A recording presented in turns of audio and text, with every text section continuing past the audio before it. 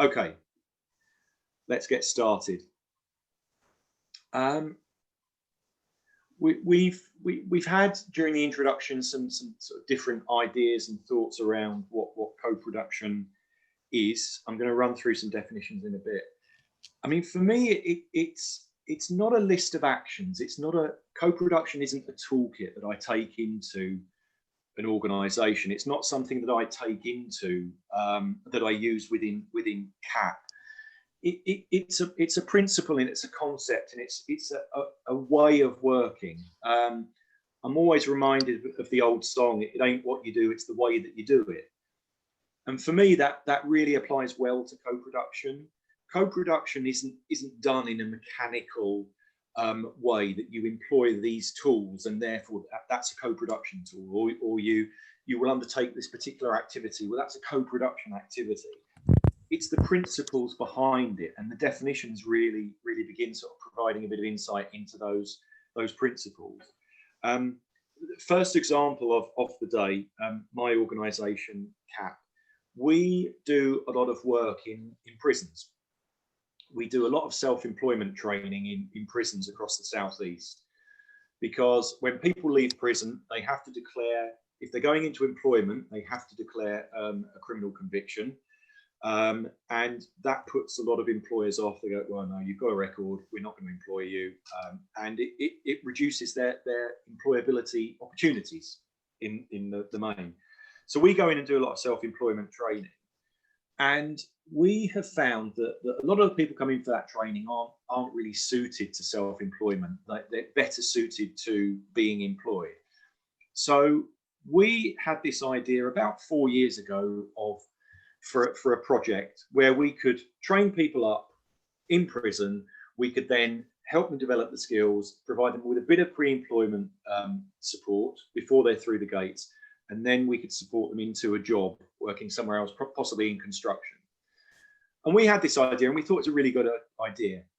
At that point, when we identified the idea, we had a number of options of how we could take that idea forward.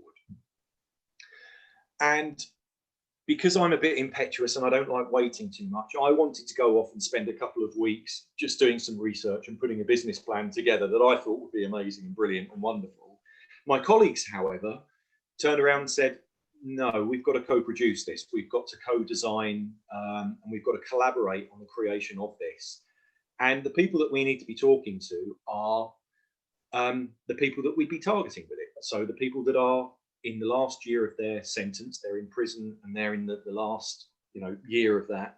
They are the people that we need to be targeting, and we need to be talking to them, because we could put together this beautiful training program that they might look at and just go, it's not for me. So the sensible thing, the prudent thing that was presented by my colleagues, who probably should be delivering the workshop today, was let's talk to them and let's listen and let's hear what they say. But actually, let's not just limit it. Sorry. I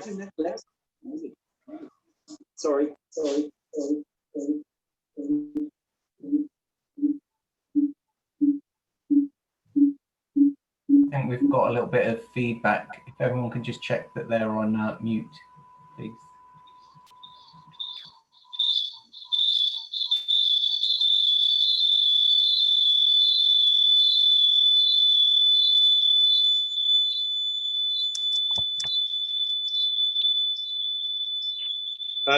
Celestine.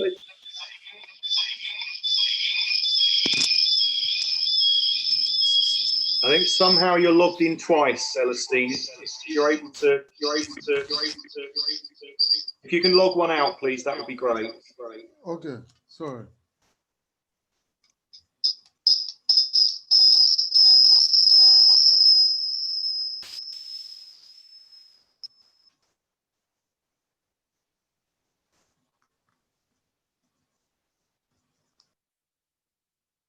Right. Lovely. Thank you. Yeah, so with this idea for this new social enterprise, this new venture that we want to get started, we thought, well, actually, we have the idea, we have a rough, crude idea of what this little social enterprise could look like. Let's get talking. So what we did was we embedded our co-design, our collaborative planning into our workshops. And we actually, we delivered self-employment training, and we made this little idea part of that training program. So over 4 years, we delivered training to somewhere in the region of 500 serving prisoners. And we got them to feed back to us what they thought about that idea. We got them to use that training as a way of inputting into the development of that idea. So we said to them, what's the product? What is the product that you're going to be creating on this training program? What are the skills that you want to develop? What are the things that you would like to get out of this program? What is the, how can we maximize the benefit for you? So that was how we embedded co-production in that. Once we got the business plan together, which they input into, we then went back to them and said, this is what you've told us we need to do. Is it right? And we put out a paper questionnaire to everybody that was still in prison that we'd spoken to, and we went wider than that. And they then came back with some responses. Off the back of that, we created a little working group in prison. And excuse the phrase, we have a captive audience, so we're able to do that. We pulled a little working group together, and they picked it apart, and they put some further enhancements into the business plan, so that we've now got something that we can go to funders and we can say, we've consulted with 500 prisoners. We've got this working group that want to continue overseeing the project, and they will then, and the first stage of that project will be to run a pilot. And that will be, again, working with constant feedback, constant input from the participants on that training program to hone and hone and hone and hone. Now, as a social entrepreneur and someone who likes to see an idea materialize really quickly, it's enormously frustrating that it's going to have to take a really long time. But I know that by the end of that, the business plan, the training program will be honed and will be as good as it can possibly be, will absolutely meet the needs of the people that we're targeting it at. And I will, with absolute confidence, be able to take it forward and develop it and push that training program to others. So for me, co-production, that example of co-production is, even just in those early stages, shows some of the core fundamentals, which is collaboration, proactively engaging, proactively listening, acting on that feedback, and actually being prepared for things that you haven't anticipated yourself. The one failing probably is that we should have got more input into the writing of it from the participants, but with the restrictions that exist in prison, that was a bit more difficult. But that should have been an addition for us, would be to, well, look, you guys write it. We will simply be the facilitator. We will not have ownership of it. It will be yours and you have ownership of it. So that's an example of something that we've done within CAP. And it, as I say, it's got the fundamental principles within it, that example. But some of the definitions that we have, so this is what I referenced earlier, the Social Care Institute for Excellence. Co-production is not just a word. It's not just a concept, it's a meeting of minds coming together to find a shared solution. In practice, it involves people who use services being consulted, included, and working together from the start to the end of any project that affects them. Furthermore, they say that it's a way of working whereby citizens and decision makers, or people who use services, family carers and service providers, work together to create a decision or service which works for them all. The approach is value driven and built on the principle that those who use a service are best placed to help design it. So it isn't just a series of actions. It's not just a process. It's not just a method that you go through. So if anyone's looking, hoping for a toolkit that says, this is the DIY kit of co-production, that's not out there. There are different things that you can apply in different settings, but it's more about a way of working. As I said before, it ain't what you do, it's the way that you do it. And embedding co-production in the way that you work ensures that those that are going to receive that service, that are going to benefit from it, that are going to be the recipients of that service, input into its design, its development, and potentially even its delivery. So it's from the very beginning right through to the end. You embed that golden thread that people who are going to be actively receiving that service have a voice, have a say, and are actively and materially involved in its life. So that's what they say, and that's pretty much around social care initiatives. There's a national community and beneficiary engagement organisation called Involve, who promote participation, that service users are actively participating in the delivery and the development of services. Their definition is that the term co-production refers to a way of working. So again, it's the way rather than the actual method of working, where service providers and users work together to create a collective outcome. So a common purpose, something that everybody is working towards. The approach is value driven. Again, that's appeared a second time, and built on the principle that those who are affected by a service are best placed to help design it. There's a national initiative called Think Local, Act Personal, which talks about co-production and getting service users involved in service design and delivery. Their definition is co-production means professionals and citizens sharing power to design, plan, and deliver support together. It's about recognizing that everyone has an important contribution to make to improve quality of life for people and communities. So again, it's coming together. It's about design, planning, and delivery.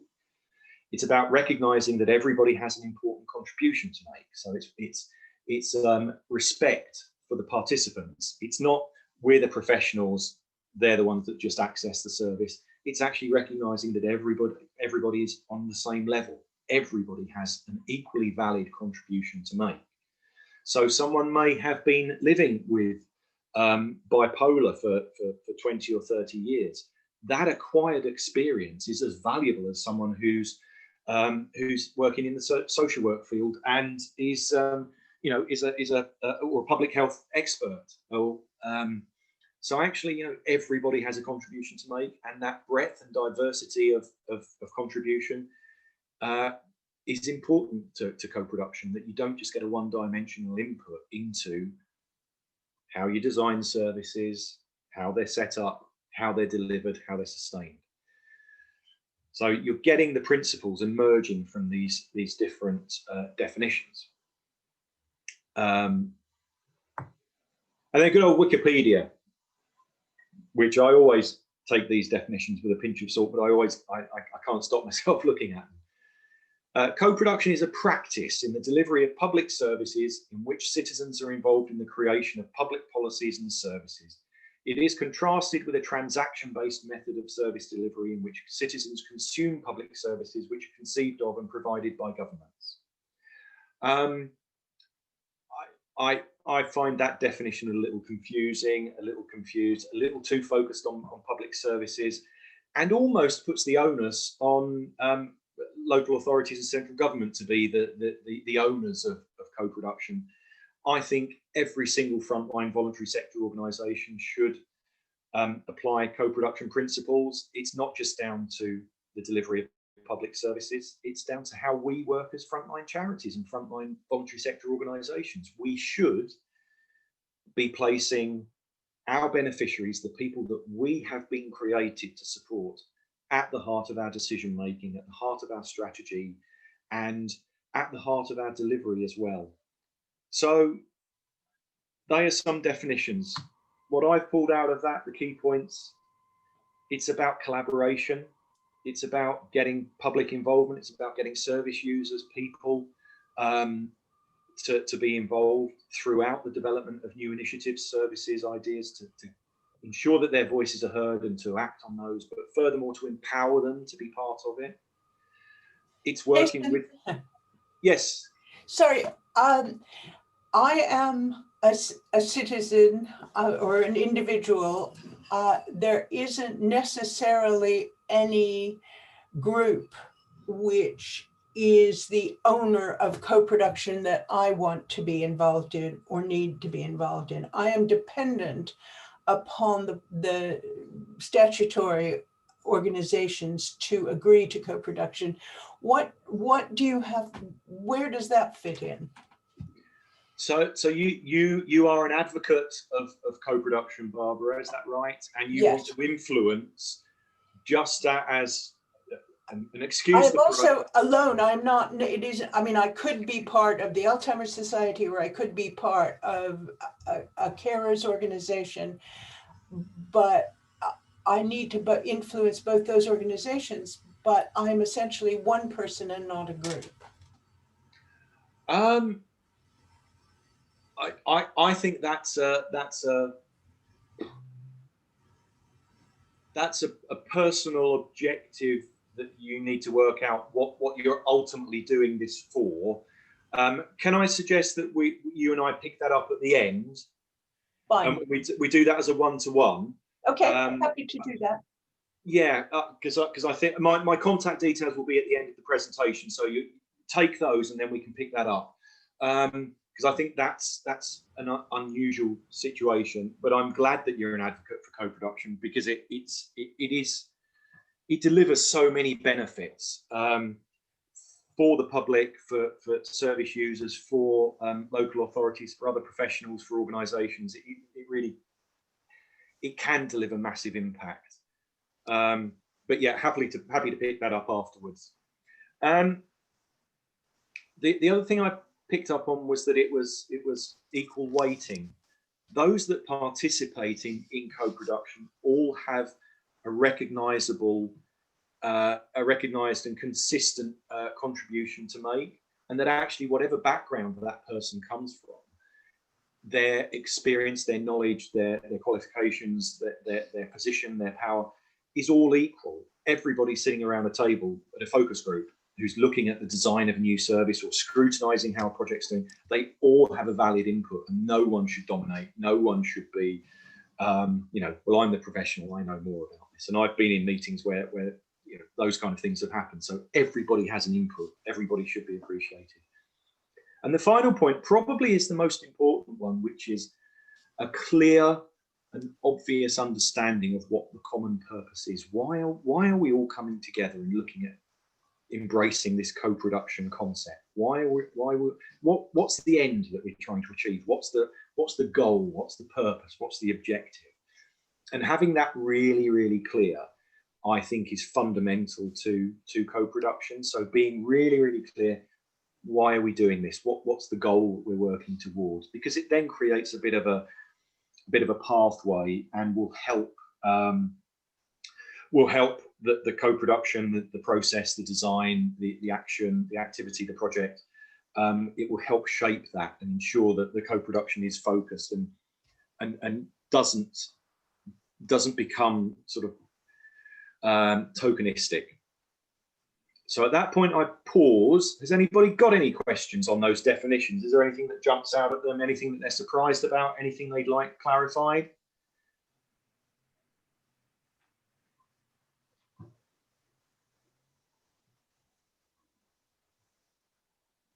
May I speak?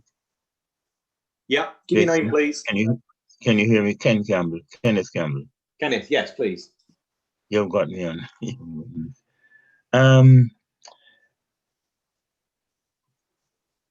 I just wanted to say thank you very much for the definition. This whole thing about a common purpose. Do you have anything you're doing? Now you hear me? Yeah, just about. It was breaking up a little bit, but yeah. Okay. Do you have anything you could say at this time about the legal underpinning of the formula? I do towards the end talk about the legal context of this. So I'm not aware at this, well, I haven't experienced at this stage any funding arrangements or service delivery contracts which have imposed co-production within them. I've worked on some contracts, or I've been connected to contracts where collaboration and working with beneficiaries and having beneficiary or service user groups and things like that have been part of the contract. And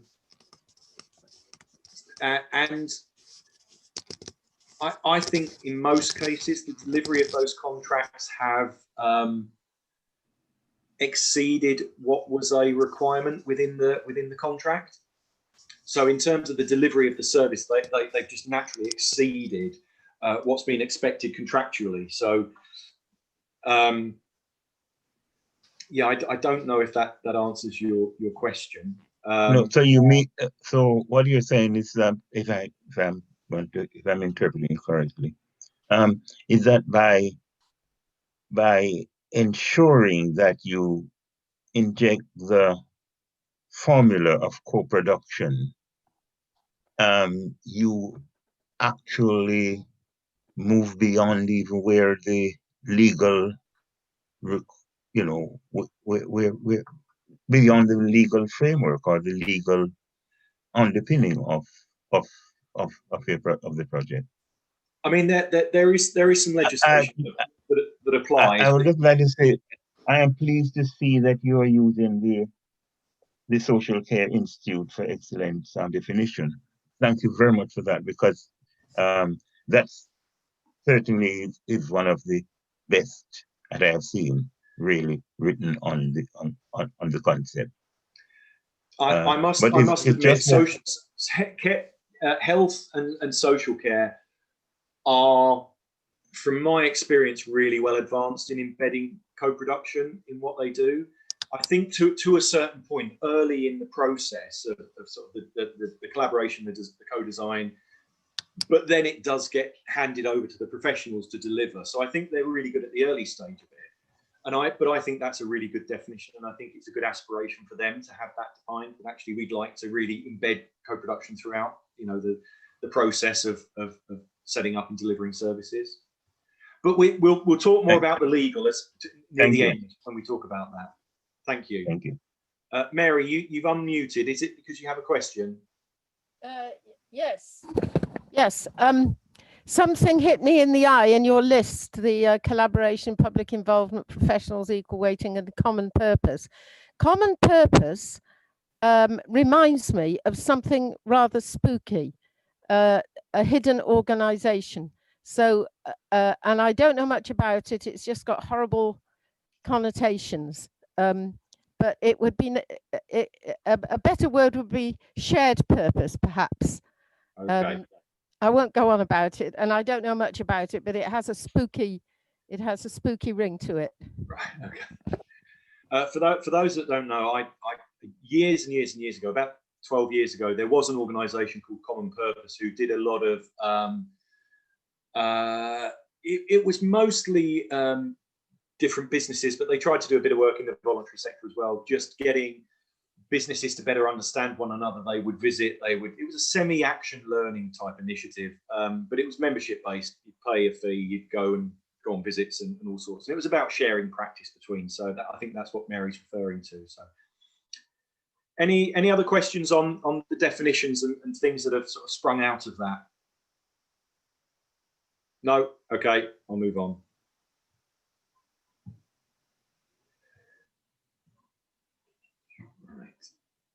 So some examples of co-production. This is one that was, and John, I think you'll be interested in this one particularly. This is something that was initiated by Kent County Council. Wow, 6 years ago.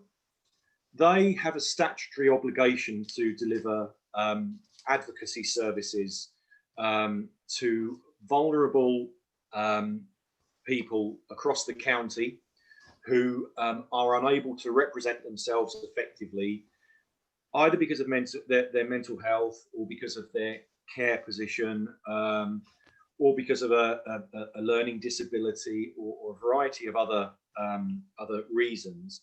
And what they have a statutory responsibility to do is to deliver, or to either deliver or to commission advocacy services. Now, for those that don't know, advocacy effectively is an advocate is an independent person who will support another person in such a way that they are able to understand what's happening to them, or a decision that's being made about them, or it could be relating to benefits, it could be relating to their care, it could be related to anything. For them to fundamentally understand it, and to be able to effectively input, either directly or indirectly, into how the decision is reached. So, for example, if someone were in a care setting and the care provider decided that actually it would be better to completely overhaul their medicines, and they didn't agree, but they weren't able to communicate that, an advocate would come in to work with that client to then prepare that client to be able to either communicate it themselves, or through the advocate to be able to communicate their dissatisfaction with the medicine regime change. So that's effectively what advocacy is. And with this statutory obligation, Kent County Council wanted to co-produce a new advocacy service.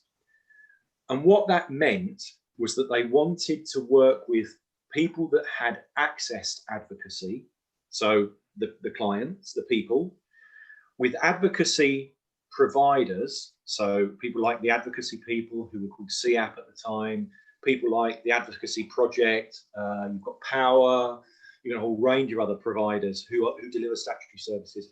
They were invited to input as well. And then it was input from other stakeholders as well, who were on the fringes of advocacy. And what they did is that they ran a range of activities. They ran one called a World Cafe event, where they ran a pop-up cafe at various locations dotted around the county, because Kent's a very big county, difficult to get around. They ran multiple pop-up cafes where people were invited to come in and to talk about their experience and their ideas about advocacy. And all of that information, all of those ideas, opinions, suggestions were written down, they were collated. So people were invited to come and share, to come and express opinions and provide insight. But that was then listened to and recorded. So if we're thinking about any kind of process within co-production, invite, listen, record, and then what they did was they came up with, they acted on it. They then also ran an open space where they literally had a long-term pop-up where people could come in. Anybody that came in and had an opinion about advocacy, it was accepted that they were the right person. Whether it's someone who didn't know anything about advocacy, the acceptance was they've got a view, they've got an opinion, that's why they're coming in, we need to listen to them. And all of this was facilitated by independent consultants running these pop-ups and doing the collating of information. And the second point there is whatever happens is the only thing that could happen. Be prepared to be surprised, be open-minded to outcomes. If it isn't happening, then it shouldn't happen, go with the flow. And that's very much what the open space concept is about, is just listen. And there's no bad idea. There's no crazy idea. There's no one who will come in who will say something that's just bonkers, or it's not right, or it's taking us down a rabbit hole. Every piece of information that is shared through that consultation, through that environment, needs to be considered in the redesign of the service, the advocacy service.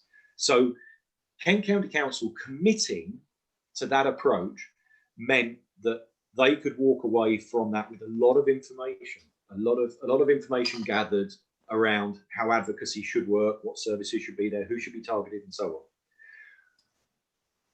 With all of that raw information, the choice was made by the consultants, or the choice that the consultants faced was, do we as professionals, as independent professionals, do we crunch through this to find recommendations? Do we make recommendations? Or do we stick to true co-production principles and form a group of people who have experience of advocacy? They could be a professional, they could be a service user, they could be a stakeholder. Do we invite them to work with us to crunch through this data and really embed co-production at that evaluation, that assessment, that analysis stage? And they did the latter. So they formed a working group. That working group looked at all of the responses they'd had from the World Cafe events and from the open space events, and they identified 7 recommendations on how advocacy services should be procured or bought by Kent County Council. And and this was a very, very long process. This was a year.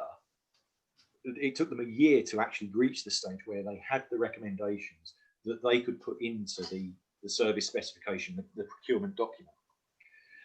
And I believe it was 2015 when this service was procured, and it's running to this day. It's running to this day, and the background to the development of the service has been rolled out by the advocacy people who are delivering that service. They saw what happened during procurement because they were involved in it.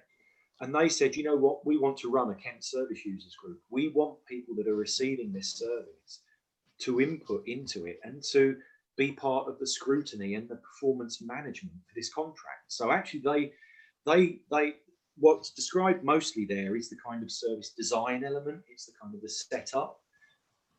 I do believe actually that during the procurement of that service, when the contract was being put out to tender, I do believe that part of the assessment were people that came from that working group as well. They input into the assessment of the submissions, the contracts submissions.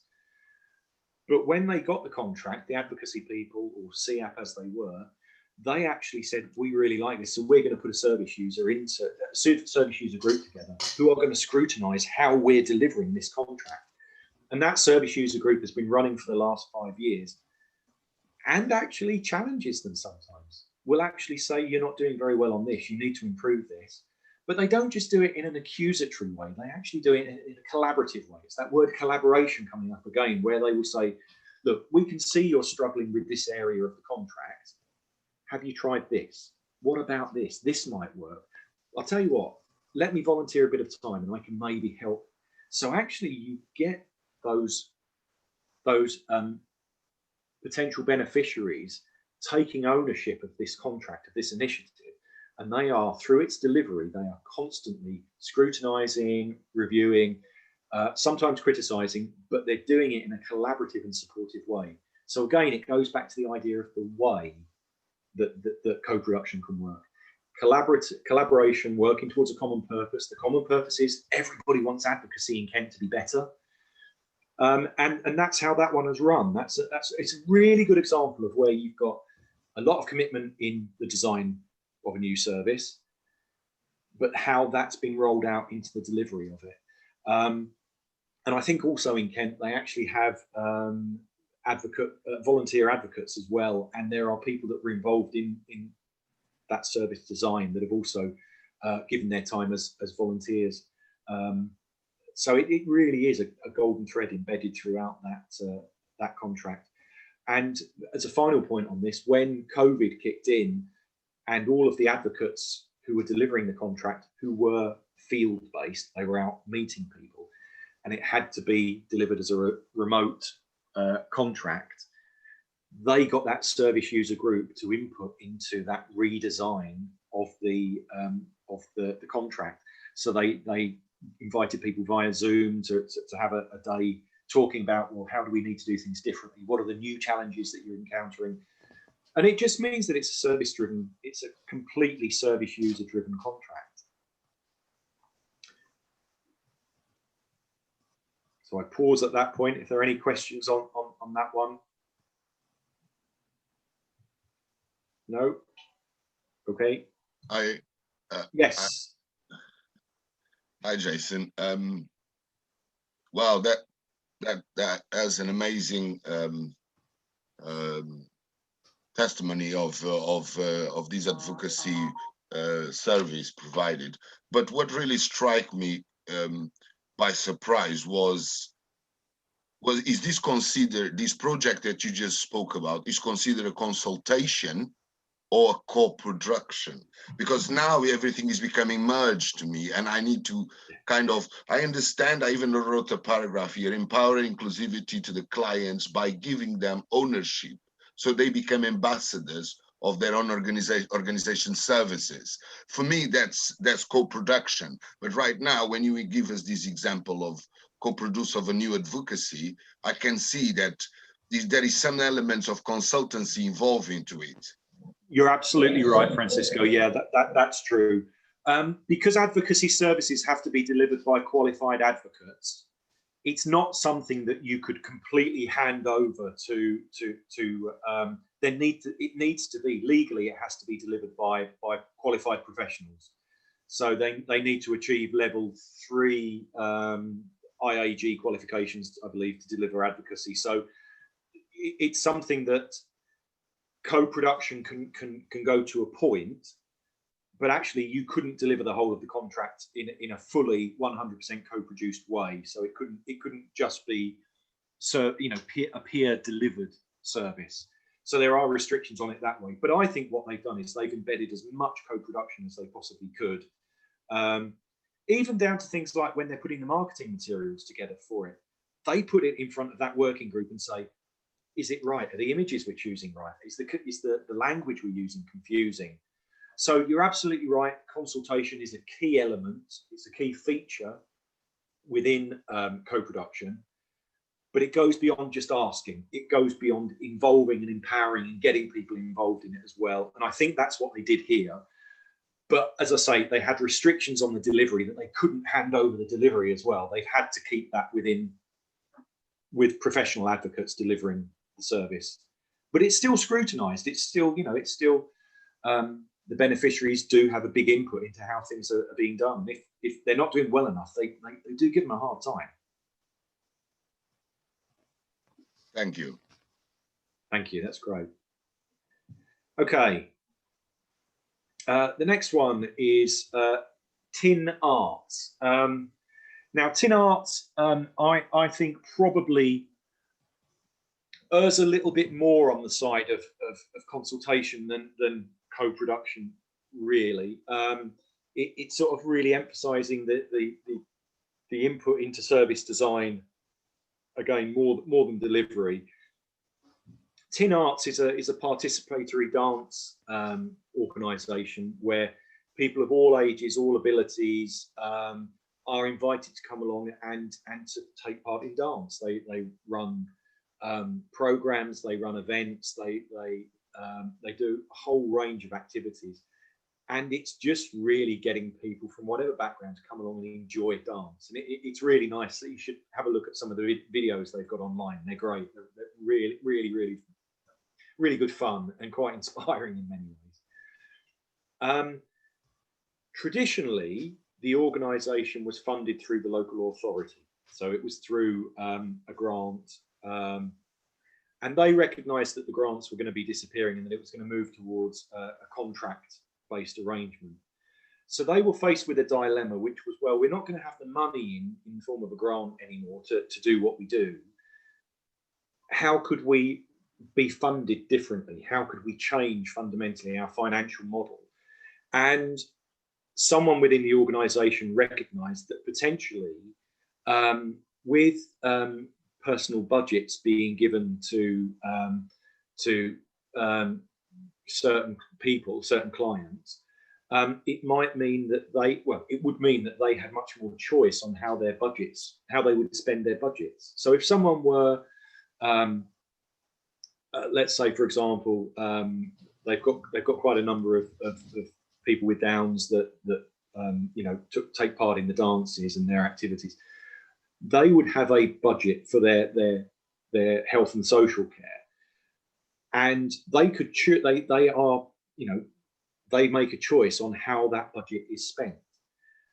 And it was recognised by Tin Arts that actually, well, maybe we need to be just seeing if we can be funded for our sessions through their personal budgets, because we can't do it for free anymore because the grant isn't there. Maybe that's the way that we go. So they sat down and they ran a range of sort of interactions with their existing clients, people that were accessing dance sessions for free, and they spoke to them, and they got them to just communicate what difference it made to them. Coming and dancing with us, doing these sessions, doing the events. How does it make you feel? What impact does it have on you?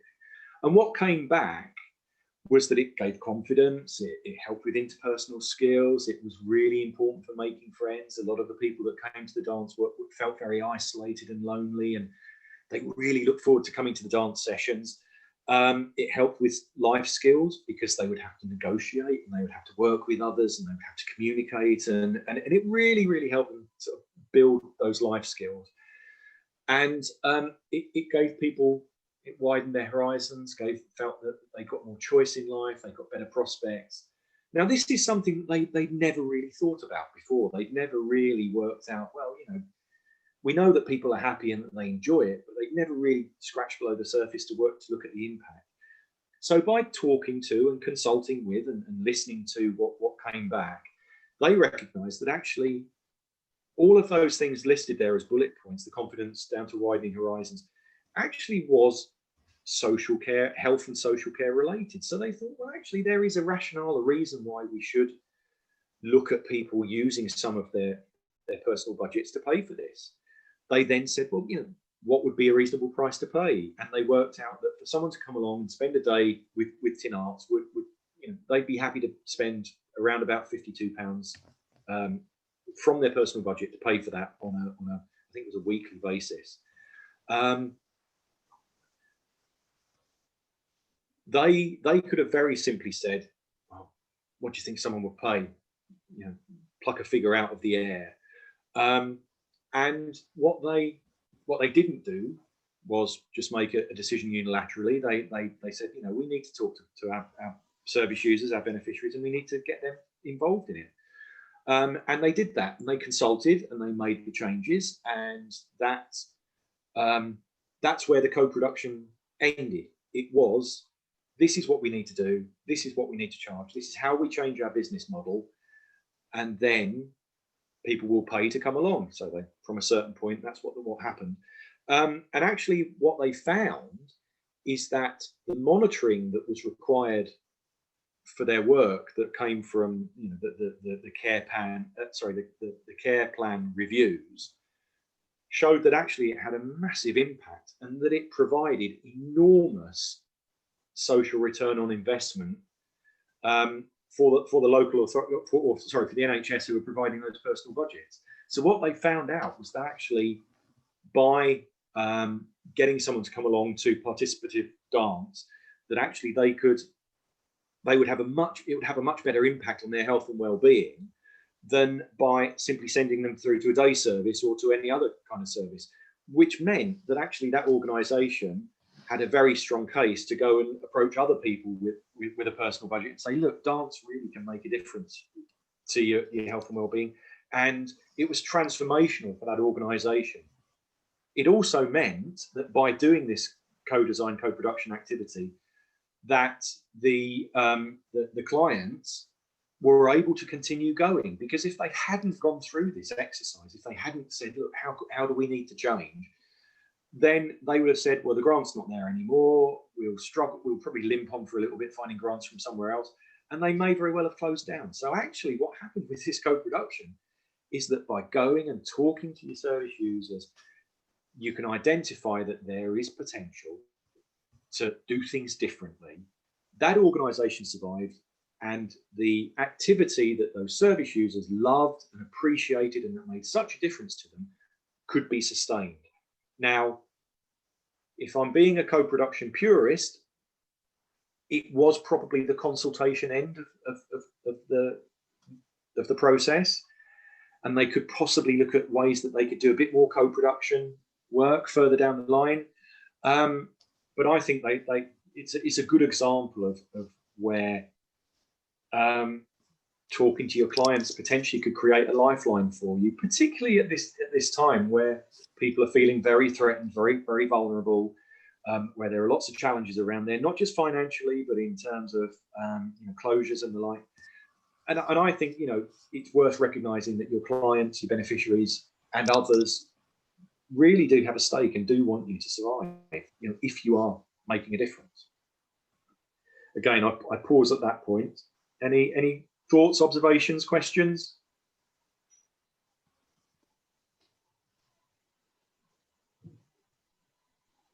Okay.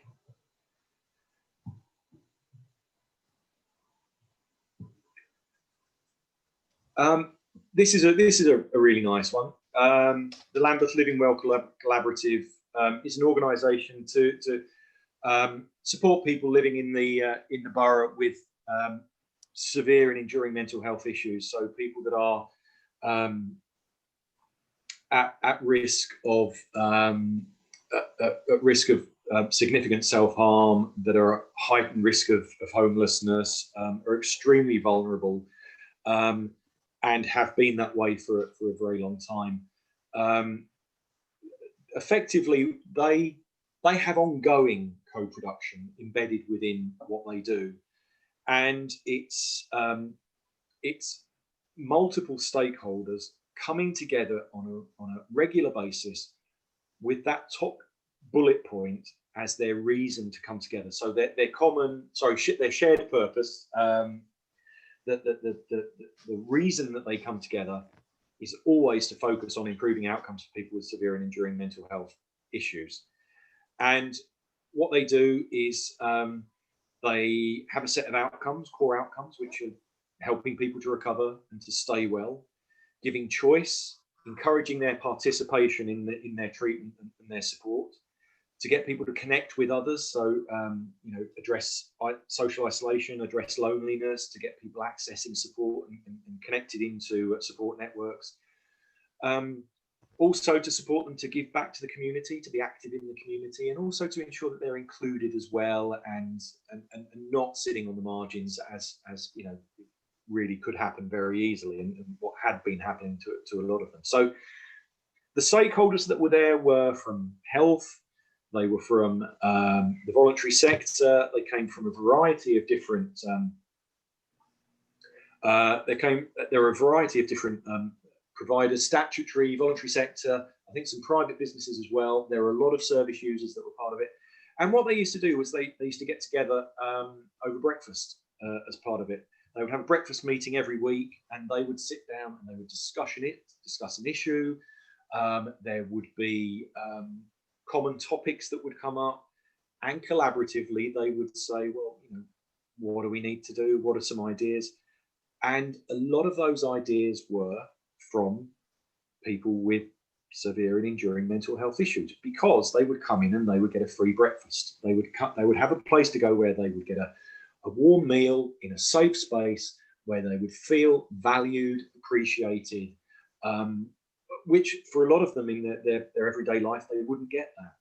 Through this particular activity, they had somewhere that was their haven, their safe space. And not only were they welcomed in, but they were wanted, their input was wanted. And that runs to this day on I believe it's a weekly or fortnightly basis, where they all sit around and have breakfast, and they make decisions. They flag up issues, they talk about challenges, and it is very, very, very much service user led.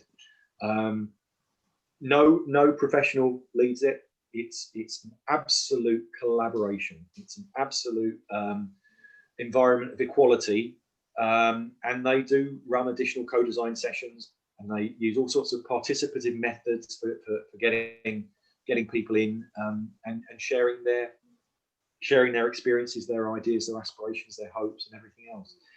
And that's embedded, and that's for a particular client group, and it runs across all of the services that they are or should be accessing. So housing, mental health services, food poverty, a whole range of different things. That all gets discussed at those meetings. Any reflections on that? Oh, we've got a couple of comments that have come up? What an amazing, every borough should have one. What an amazing service. Yeah. I have a question. If it's service user led, how do they get are they providing the services, or how do they get what they co-designed to be implemented in providing the services? There's a bit of a, I hate to use the word compact because that's got some it's kind of got some weight or some negative connotations to it. It's a common commitment within that collaborative that we will work together and we will implement what we collaboratively decide we need to implement. So every stakeholder, they could be a social housing provider, they make a commitment by joining the collaborative that they will act on recommendations, or they will implement, where possible, recommendations from within the collaborative. Okay. And in terms of the service user led statement, effectively what we're talking about is that the executive responsibilities for the collaborative will be undertaken by paid staff where required, but it will very much be at the behest of the service users. The service users will influence the work that's done. So in terms of setting the next meeting, that will be done, that will be influenced by the service users. But the collaborative will be behind the decision, and they will, if they feel that someone is underperforming in a certain area, or there's something that they need to be doing, that will be minuted within the collaborative, and that will be put forward to that organisation via that particular officer to say, this is what you need to be acting on. And because it's minuted, it will be followed up on. So what was the decision on that? Why, why is that not being acted on? What's the outcome of it? How things change? Okay.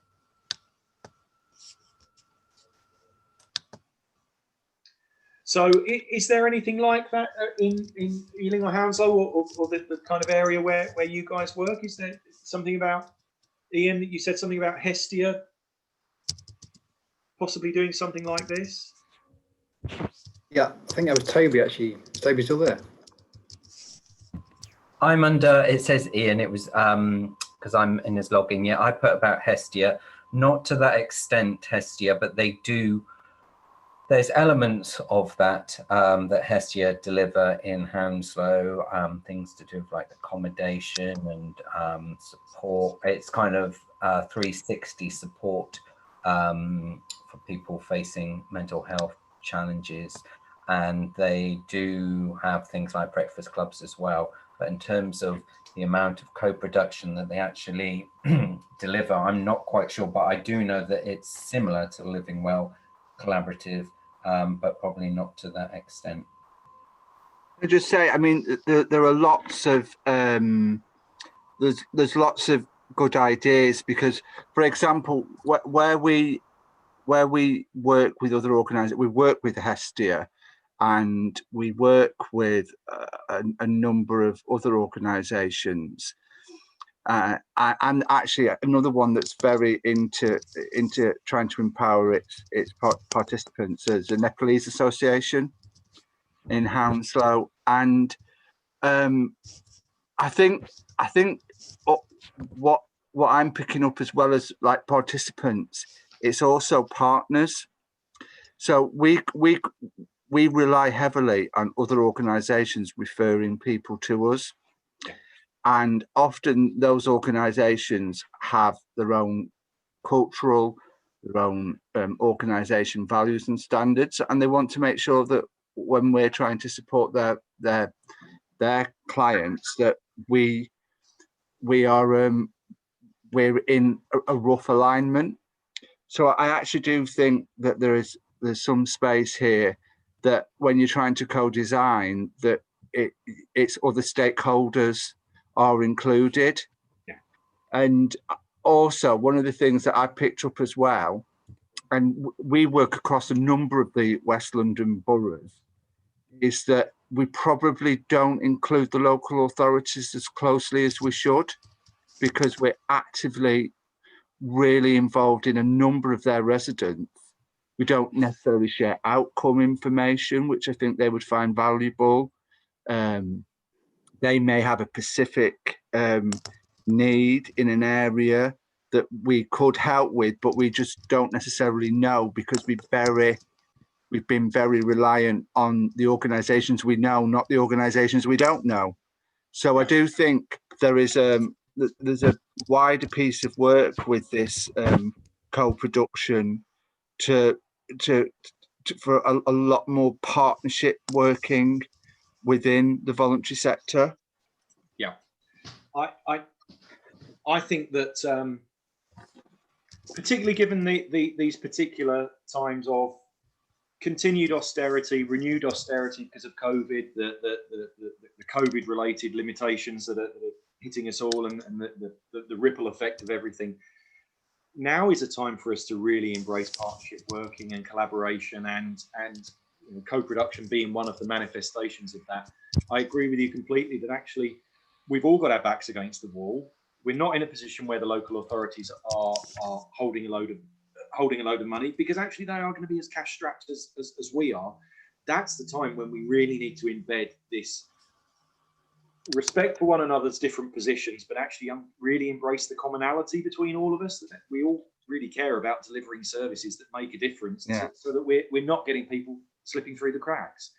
Yeah. And you know, if there's any plea that goes back to local authorities or from up to us, we do have shared interests, we do have a shared purpose, we do have common objectives, which is to improve outcomes for people and to continue to do that. So I take your point completely, that actually it's not just about the organisation and the clients. It's actually a range of stakeholders that need to be involved in this as well, and those that, you know, do bump alongside those services. They do have an invaluable input to make. So yeah, I agree. Can I just remind people to sort of remute their mics if possible? Thank you. Right. Oh, there's a. Sorry, I just got a chat comment that's come up. Brilliant. Okay. Thank you. Okay. Right. On to the meat. Do we want a 5-minute break here before we get into it? Because this is the really meaty bit of what we're going to be talking about. You've got some examples. You've got some ideas of what co-production is. We're going to start talking about the underlying principles and some of the features and some of the practicalities of it. Should we have a quick 5-minute break and then be back at 10:02? Well, yeah, I'm not going to ask you to tell you. Come back at 10:02. Don't log off. Come back at 10:02, and then we can crack on with dealing with this. I'll see you at 10 to 12, everybody. Okay. Okay. Thank you. Thank you very much.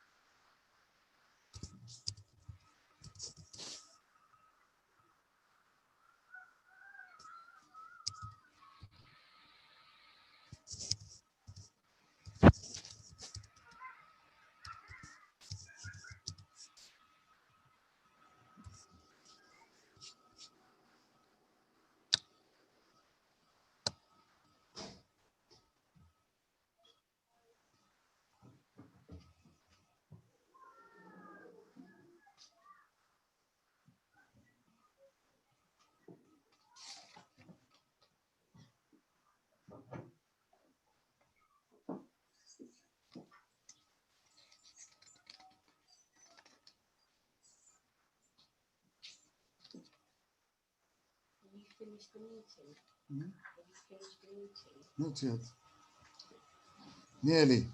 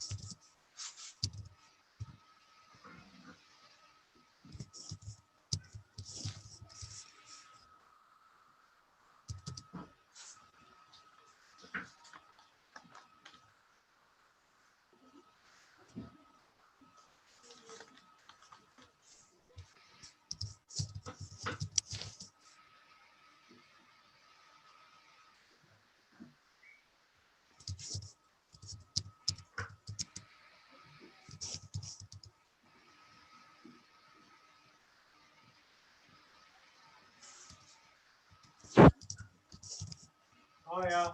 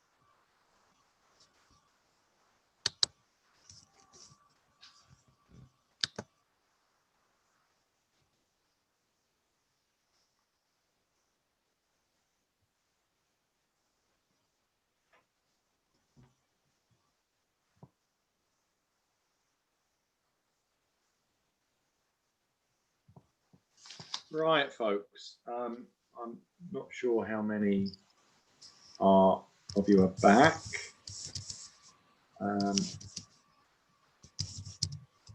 But it's now 9 minutes to, so I'll push on with this.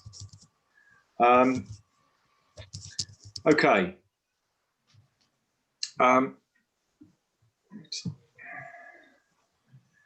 The principles that sit behind the concept of co-production are really important. And as I said before, sometimes it's not what you do around co-production, it's the way that you do it are the elements that are guiding the co-production. So how you approach working with others, how you approach the delivery of your organization, and how you embed co-production is probably more important than the methods that you actually utilize. As I said earlier, next week we're going to be talking more about the methods. We're going to be talking about collaboratively designing a co-production process based around a real idea. But for me, these are some of the principles that really underpin how we co-produce.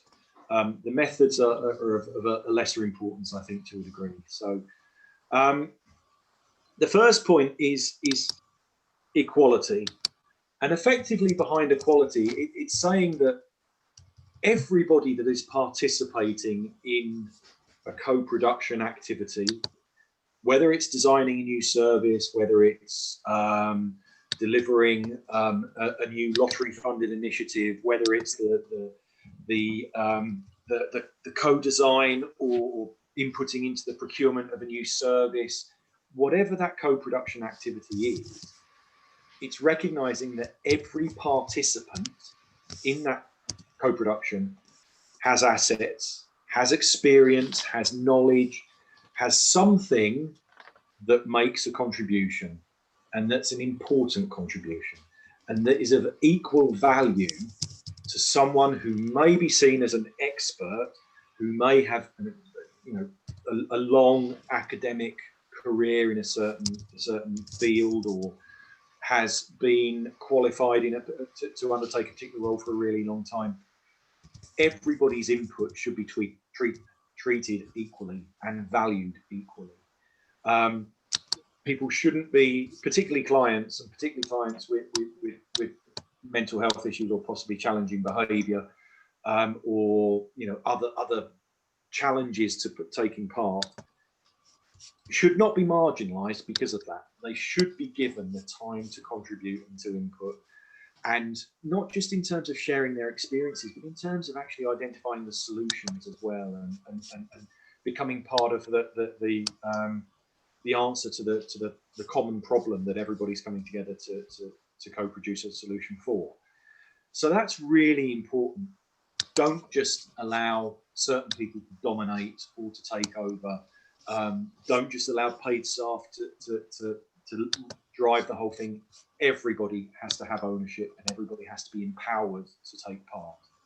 Now, one of the actions that I think that should come off of that is that actually there should be an independent participant who will ensure that equality happens throughout. So whatever type of co-production activity it is, whether it's, as I say, design of a service, or it's the looking at the future planning for something, or if it's in terms of delivery of it, there should be some independent facilitation in there just to ensure that that equality element exists, because it's crucial.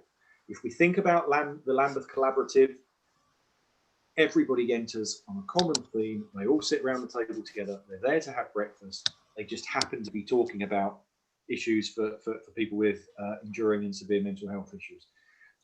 They are there equal. And actually the symbolism of that table that they're all sitting around, they're all at the same level. Everybody's eating at the same time. It creates that level of commonality and that level of equality, which is really important. I think someone before said the word democracy as well. It keeps it, Gary, you mentioned that, it makes it a really democratic process if you adopt that everybody has a view, everybody's got an asset, and everybody can contribute. The next point, and I think this was picked up earlier, possibly by Kenneth, was looking at diversity, that actually people that are taking part in this co-production do truly represent the clients, do truly represent the community in which this is taking place, that do actually have insight from the full range of people that are going to benefit from this activity. So, if you're looking at developing something that could be housing related, there needs to be people that are present and contributing and inputting that are representative of who this project is aiming at. And that may mean that co-production exercise may have to make some reasonable adaptations. It could be that you may have to, if you're promoting it, if you're running an event and you're promoting that event, It might mean that you've got to work a bit harder to ensure it reaches everybody, so that you don't set a target if we want 300 people to turn up to this event, and they're all people that are just in the surrounding area. If you need to be engaging people a little wider, then it might mean that you've got to work a little bit harder to get that full and representative diversity. So in terms of reviewing who is contributing towards this co-production activity, it's always worth doing a bit of diversity monitoring as well. What is someone's background? Where are they coming from? What's their input? What's their insight? Just to ensure that actually that the diversity of the co-production matches the diversity of the community in which it's taking place. That ensures that you get that breadth of input, and you get that breadth of perspective on what's happening, and you do get a truly representative and properly co-produced activity.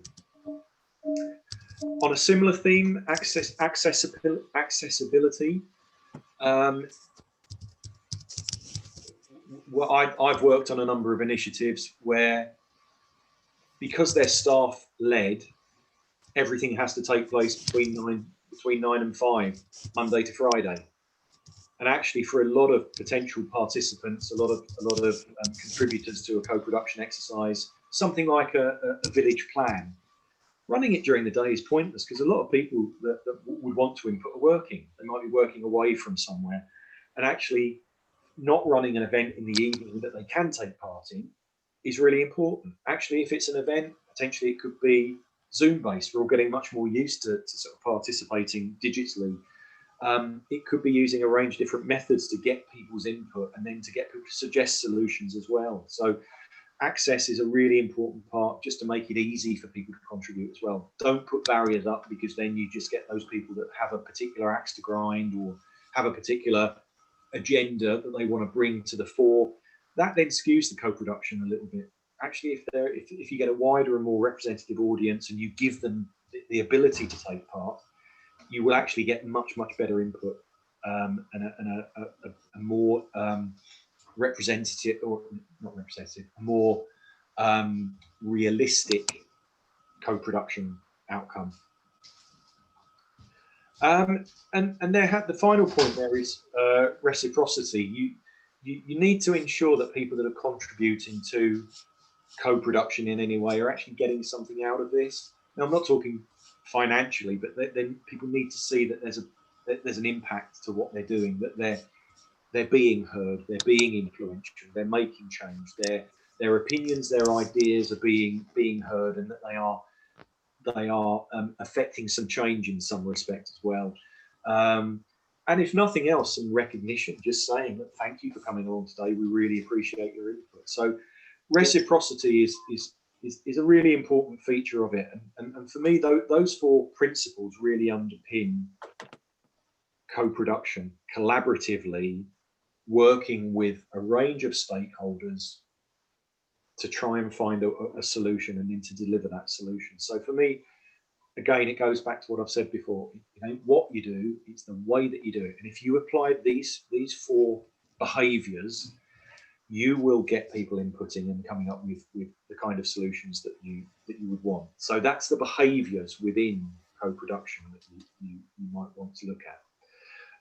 Toby, who's had to go on to another meeting, he was working on a project called Help Through Crisis, and was struggling with that. So they got the funding in, they were running the project, and they were struggling with engaging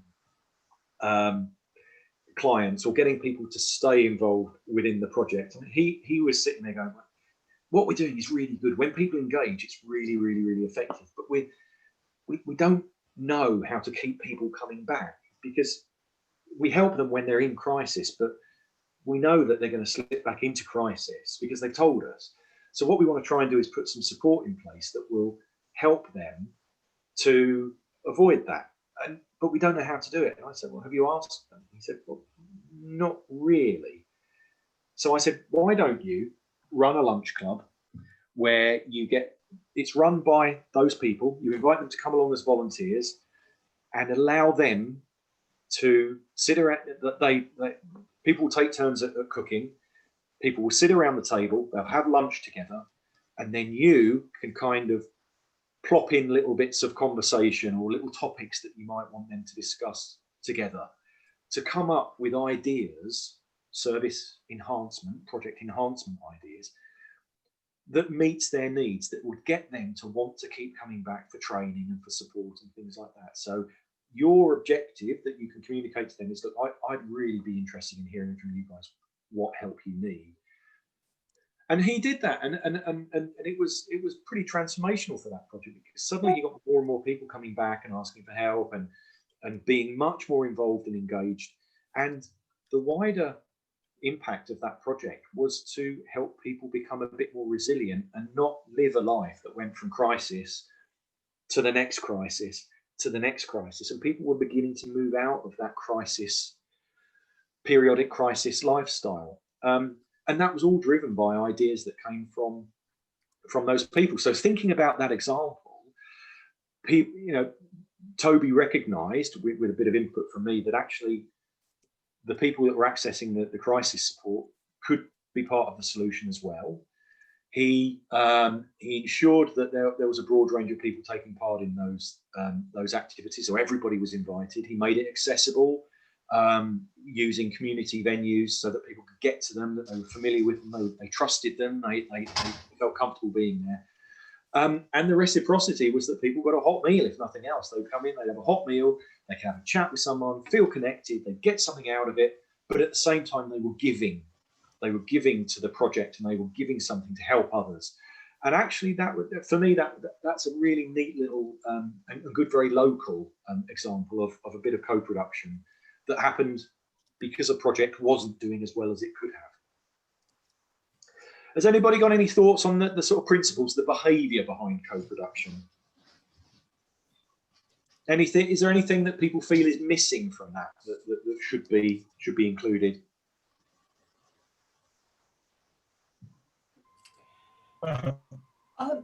The issue that there's a big Northwest London NHS effort called EPIC, and I can't ever remember what it stands for, an outreach program for co-production, but also for involvement throughout Northwest London. And there are different parts of it, but what they're finding is that there are lots of people who want to participate in limited ways, but have neither the time nor inclination to participate in as full a way as you're describing. So my question is, how do you get the balance right between people who really don't have an interest in being involved as much as this, and finding those who do have time and interest in doing it? Again, I think that there is a risk within that could be that someone's already made the decision. Actually, what we need is we need people to really give their time to be involved in this. I would suggest that good co-production, again, thinking about the accessibility issue, the accessibility behaviour is just tweak how you do that engagement, tweak what you would expect from people. If people can only give a very, very, very light touch, then you have to make that co-production, that collaborative exercise, that collaborative activity very, very, very light touch. And it might mean that you don't get the depth of involvement from everybody. It might mean that you need to have light touch from a wider range of people. So it could be that they just input to a Facebook poll as a very simple light touch way of inputting. But then you get a smaller group to look at doing some more of that in-depth work, rather than trying to get everybody to contribute a lot. So it's a case of tweaking that model, I think, in a way, based around those principles. Anyone else any thoughts on the kind of behaviours?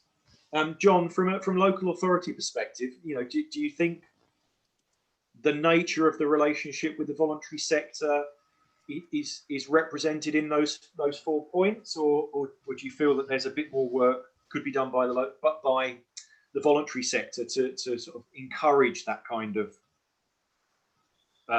relationship? Sorry to put you on the spot. No, I don't think the work has to be done by the voluntary sector. I think the work has to be done by us. I mean, you know, it's that whole wanting to co-produce, but actually doing it in practice, that people, you know, you have that trust from the voluntary sector that, you know, your relationship is not sort of disproportionate and the influence is not all top down. The problem that, you know, we find is that obviously my team, you know, we work full time.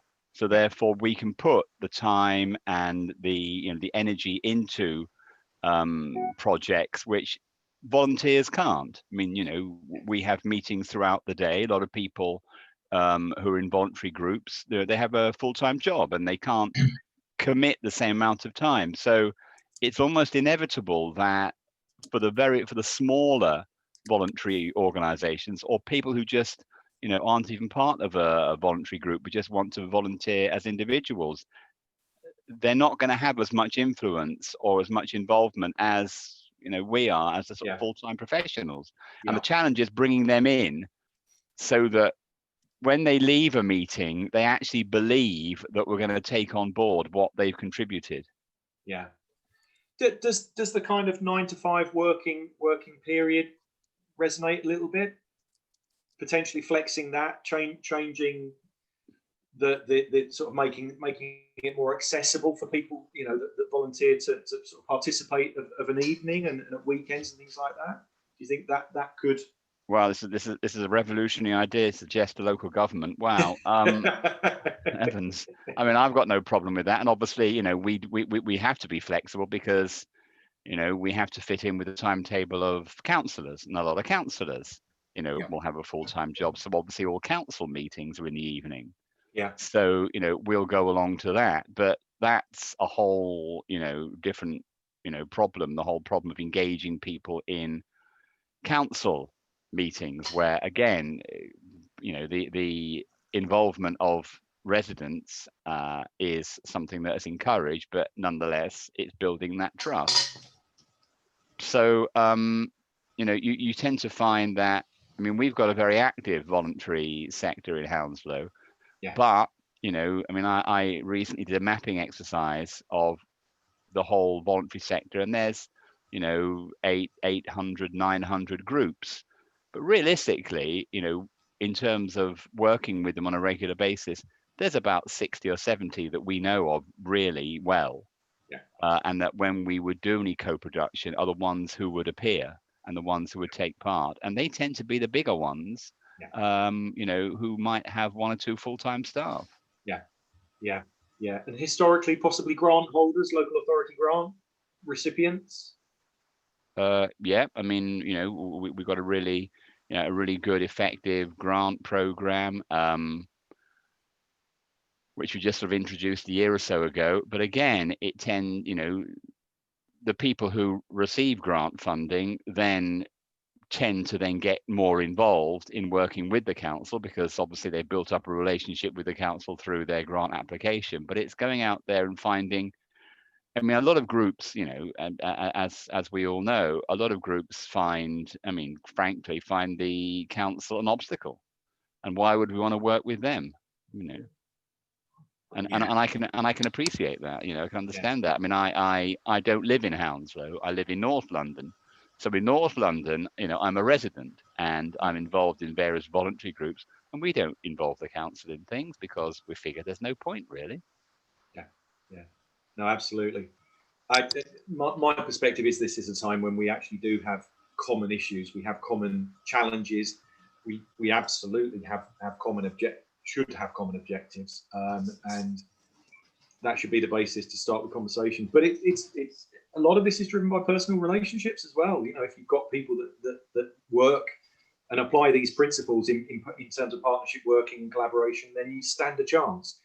If you don't, can I just add one short thing? I mean, what certainly I've learned since March, since the whole, you know, COVID-19 pandemic, was the extent to which local community groups and in Hounslow faith groups have just got it together themselves and have supported their communities brilliantly, without coming to the council, without asking for council funding, but just simply working it all out in their own community to support their own people. And when we as a council then approached them and, you know, offered to help, it was very much, well, yeah, you can help, but we know more about this than you do. And it was very much a learning experience. Yeah. You know, a lot of the food delivery and the support to vulnerable people that was being done by faith groups was a hell of a lot better than what the council was trying to do, because they knew what they were doing and they did it really well.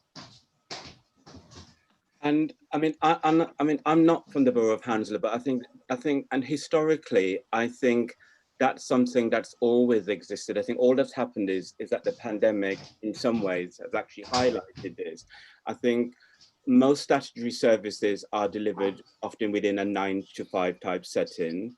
Lots of grassroots organisations don't have paid staff.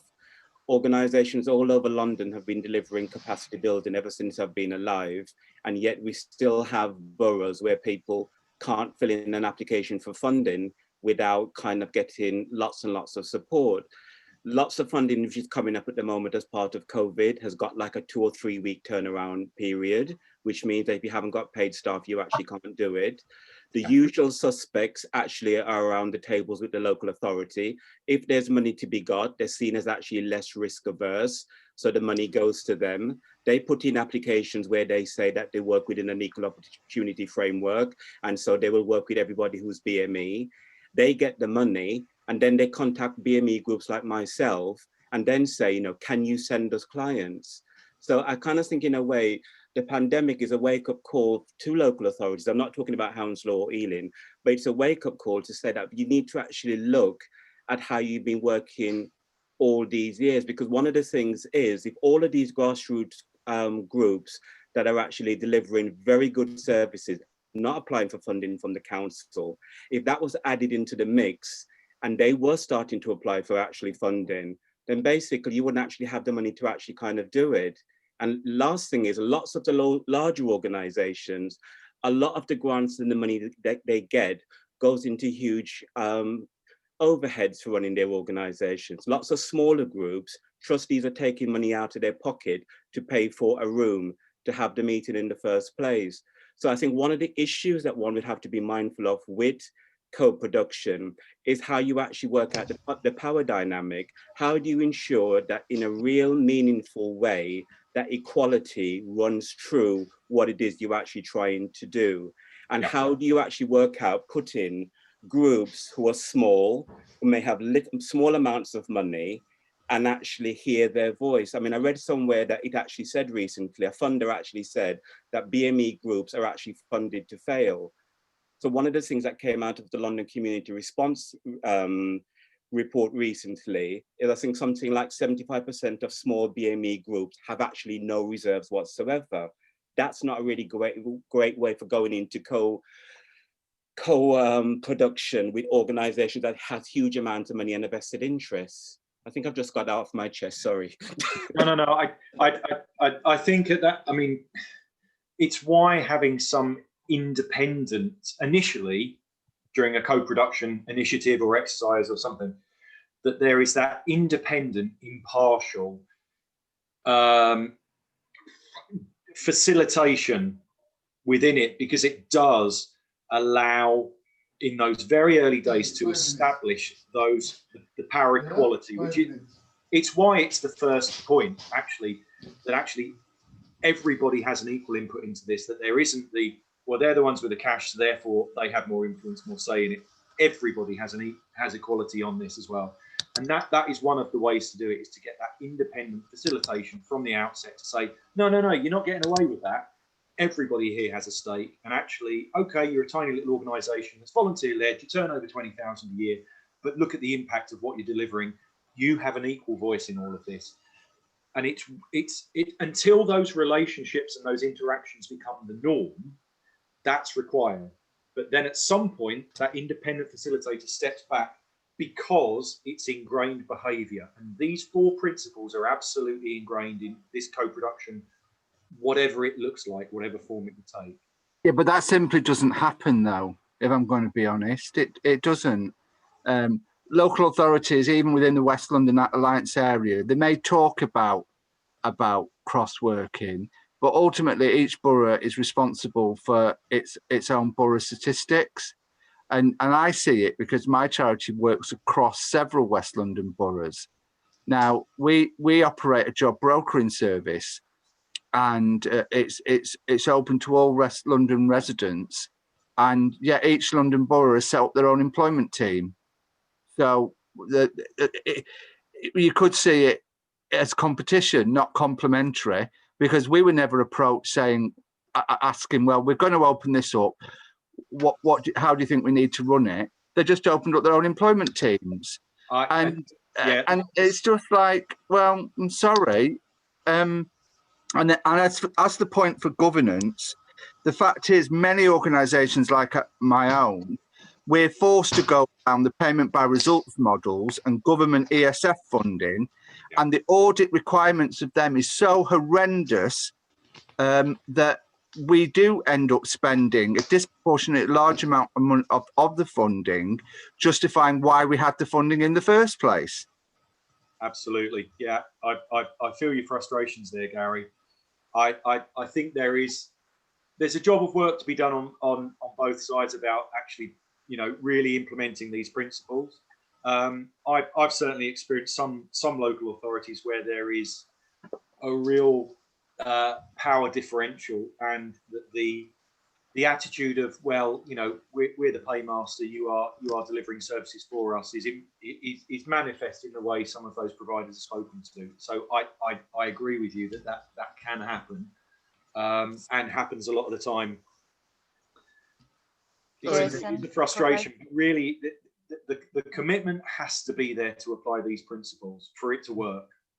Yeah. Sorry, Jason, I was going to say I echo what Gary and previous speaker mentioned about. So just to validate that, I myself have gone through this. It has been like 2 years. I've been supporting the community for like quite a long time, but for the last 2 years I have pretty much left everything, and I'm supporting the community out of pocket. Whatever money I have, whatever I had, I used it all. And at the moment, I can't go to job. If I go to job, I can't help people. And so I am relying on my student bursary to support the people. And I've been trying to set up this charity. I've been, asking for help, but it looks like, yes, people have their own, setup, and they've got their own interest. But simple, suggestion or advice could have, help me get things in a long way. So at the moment, like I'm struggling to even register my charity. Whereas if you look at the work, the impact I've made during the COVID or before or post, as of today even, there's a huge, but no one's picking up. People look at it, they know what I'm doing, but no one's interested. Even if I ask for help, there's a kind of the mentality of competition is there. They feel as if like I'm overtaking. I'm not. All I want is to fill in the gap. I think that's a really important point, which is that when times are tough, people and organisations make a decision of either do we look after ourselves, do we go our own way, or do we open up to working with others better? Because ultimately we can achieve more that way. And they are separate decisions made within different organisations. Some people are very much, times are hard, we're going to take care of number one, we're going to grab as much as we can, we're going to be over competitive, we're going to look at securing funding for work that we don't really know much about, but it gives us stability. There'll be others that will go, you know what, we're going to work better with others. And I think that they are the ones that embrace co-production better. I'm just going to pause the conversation at this point because I've still got some bits to go. So if we can all remute our mics just for the time being, please. And then we can pick some bits up, questions if we've got time. Right, some of the features of co-production. The way to engage people, events are really effective. Piggybacking on community events, running your own community events. We saw about the Kent County Council consultant-led co-production exercise. They use community events. My first bit of work in the voluntary sector was on a thing called the Market Towns Initiative. We ran events all over Bromley Marsh. We turned up at community sports days. We turned up at, there's a massive fun fair every year. We turned up at that. We turned up everywhere. And our message was simple. We are here to listen to you, to hear what you say, to record it, and then to invite you to help us take forward ideas. And that was really at the heart of what we said at those events. And that really should be at the heart of any kind of co-production event. Run it as its own event, but also piggyback on other events as well. So events are a really important part of co-production because it's that accessibility principle. It's probably a better way to get people involved. And with a lot of them happening at weekends, with a lot of them happening out of hours, it's a great way to really get diversity and a bit of variety within those that are contributing. Digital tools that we've all become a little bit more digital. Well, hopefully we've all become a bit more digital savvy during COVID. That's one of the very few benefits of this. We've got a lot of ways that we can communicate more effectively with people, that we can invite input from people. I haven't checked on them, but I'm sure that the Lambeth Collaborative have shifted the breakfast club from sitting around the same table to everybody sitting eating breakfast in front of their laptops or their phones or whatever. Digital is a really important feature of co-production now. It's a crucial way that we can continue communicating. Surveys are an important part of it as well, using surveys to sort of, get feedback on ideas, using it as feedback methods for people that want to contribute as well. Observing people interacting with one another as well is useful, because you can see important points emerging. If people suddenly become animated talking about a particular thing, some impartial observation of that can identify, when something is a hot topic, if there's something that really does need dealing with.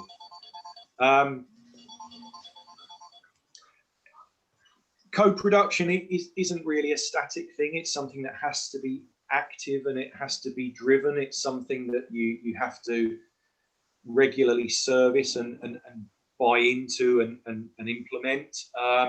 It can't be done tokenistically. If you do want truly to get a variety of partners to collaborate on identifying a solution or addressing a particular issue or providing guidance on something, you've got to drive it. It won't happen naturally. I can remember when I first joined the sector, people talking about silo working, and I thought, what the hell is this silo working? I came from the private sector where I'd never heard this phrase before. But then all of a sudden you get what people are talking about. Right, okay, so people not actually communicating effectively, working on their own thing. With co-production, you've got to actively drive it. You've got to reinforce the principles. You've got to keep people focused on that common or that shared objective to ensure that co-production works. If you don't actively keep pushing it, it will just die off and people will start just thinking from within their silos. They won't be thinking collaboratively. As we've mentioned, it can be done during planning. It can be done when an organisation's sitting down and thinking, well, where do we go? What are we going to do? What do we need to think about? What's our strategy for the next 3 years? That's a really good time to do co-production. I'm working with a charity based in Ashford in Kent, who are a service user organisation. They have been delivering some benefits support, a bit of advocacy and some welfare support for people, disabled, 200,000 plus disabled people in Kent. They are sitting down now and thinking, well, COVID's changed the world. What do we need to do differently? Now, the choice was, do we sit down and we do some desk research? Do we go out and talk to other similar organisations across the country? Or do we go out to the people that we really need to be talking to? And what they've decided on is a 3-stage strategic planning process.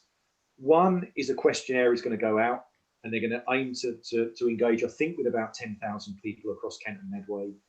Off the back of that, they're going to be forming a project group, again, of service users, stakeholders and professionals, to run through those questionnaire responses to identify what priorities need to be undertaken by the organisation. The organisation will then take those recommendations and create a plan, which then will go back to that group for them to authorize it. That plan will then be the template for the work that they will be doing for the next 5 years. And that project group will then scrutinize how they implement that plan. Now, for them, that's really strong co-production. They're a service user-led organization, so all the trustees are people with a disability or an experience of caring. Every member of staff is every volunteer, has a disability or a long-term health condition, and they are absolutely committing to co-production on their strategic development. So working out what they need to do for the next 5 years. They're not doing that. They're not just putting a finger in the air and making a guess. They're not just using desk research.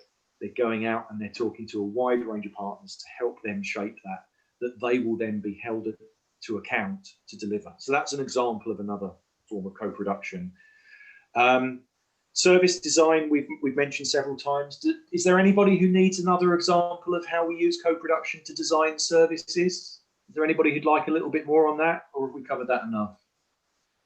I think if you have got something else quickly, you could throw it in, please, if you do have another. Yeah, no, of course. Let me think. I've got a very small bit of lottery money for CAP, and one of the things we do is teaching self-employment. So we're setting up a thing called the Kent Enterprise Club, which will be Zoom based, and we've got about 50 people that want to take part in that. They can come along on a weekly basis, listen in. We'll have guests coming in. That's what we as CAP know works from our experience. So we're doing that. But what we're doing in every single episode of the Kent Enterprise Club is we will be saying, what else do we need to do? What do you need? What could you contribute to the ongoing development of this project? What would you like to contribute? And we then instantly get people inputting into, oh yeah, I'd like that. That would be really useful. So what we're doing is we've got our core bit, which is the weekly Zoom meeting, but we will be delivering a whole range of other activities. Some of it delivered through us CAP staff, but also some of it delivered through some of the members of the Kent Enterprise Club, so that we've got a proper collaborative program running. And it will be an ongoing service design process that we've got in place. In terms of keeping it active, it's just down to us who are facilitating the weekly meeting to just keep asking the questions. And then if someone volunteers to do something, getting them to do it. So I think that's an example of how we're sort of organic, but proactive organic development, design of a service. We also use evaluation as well as a bit of a service design. Toby mentioned earlier that he was running a program that we evaluated right at the very beginning of this. We evaluated a project he'd been running, and in order to get continuation funding, it needed to be tweaked or slightly redesigned. So we made sure that part of our evaluation, we went out and we asked for feedback, observations and ideas for changing that service that we input into the evaluation, recommendations from people that have received a service and other stakeholders. So we could put together a recommendation on how version 2 of that project could operate. That then went to the lottery. They looked at it and said, yeah, you've put in a bit of redesign. We can see there's a need for it. We'll support it. And I think he said he's pulled in another $500,000 for that. So that's 2 examples of how co-production can influence design. Is that okay, Kenneth? Well, that is very excellent. May I just ask you one question anyway? Yes, please. You have said something about monitoring. How do you get the monitoring, injected into all this independent monitoring, independent monitoring facilitation? How is this provided? Right, I'll answer that in 2 ways. I delivered a monitoring and evaluation workshop 2 weeks ago. The presentation for that is on the, I can't remember what's the portal that this project has got that Toby set up. It's on there. If you want to have a look at that, and then thank you. Email me if you've got any questions.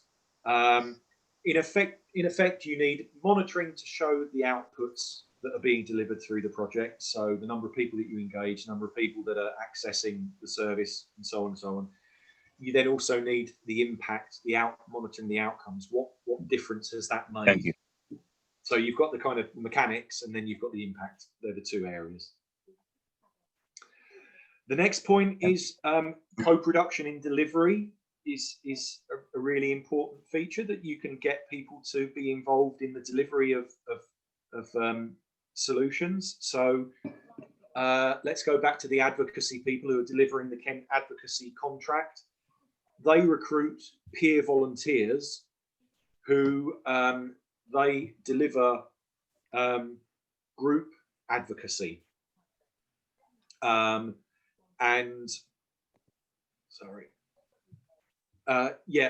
deliver group advocacy on behalf of the advocacy people. So they're actively involved in the delivery.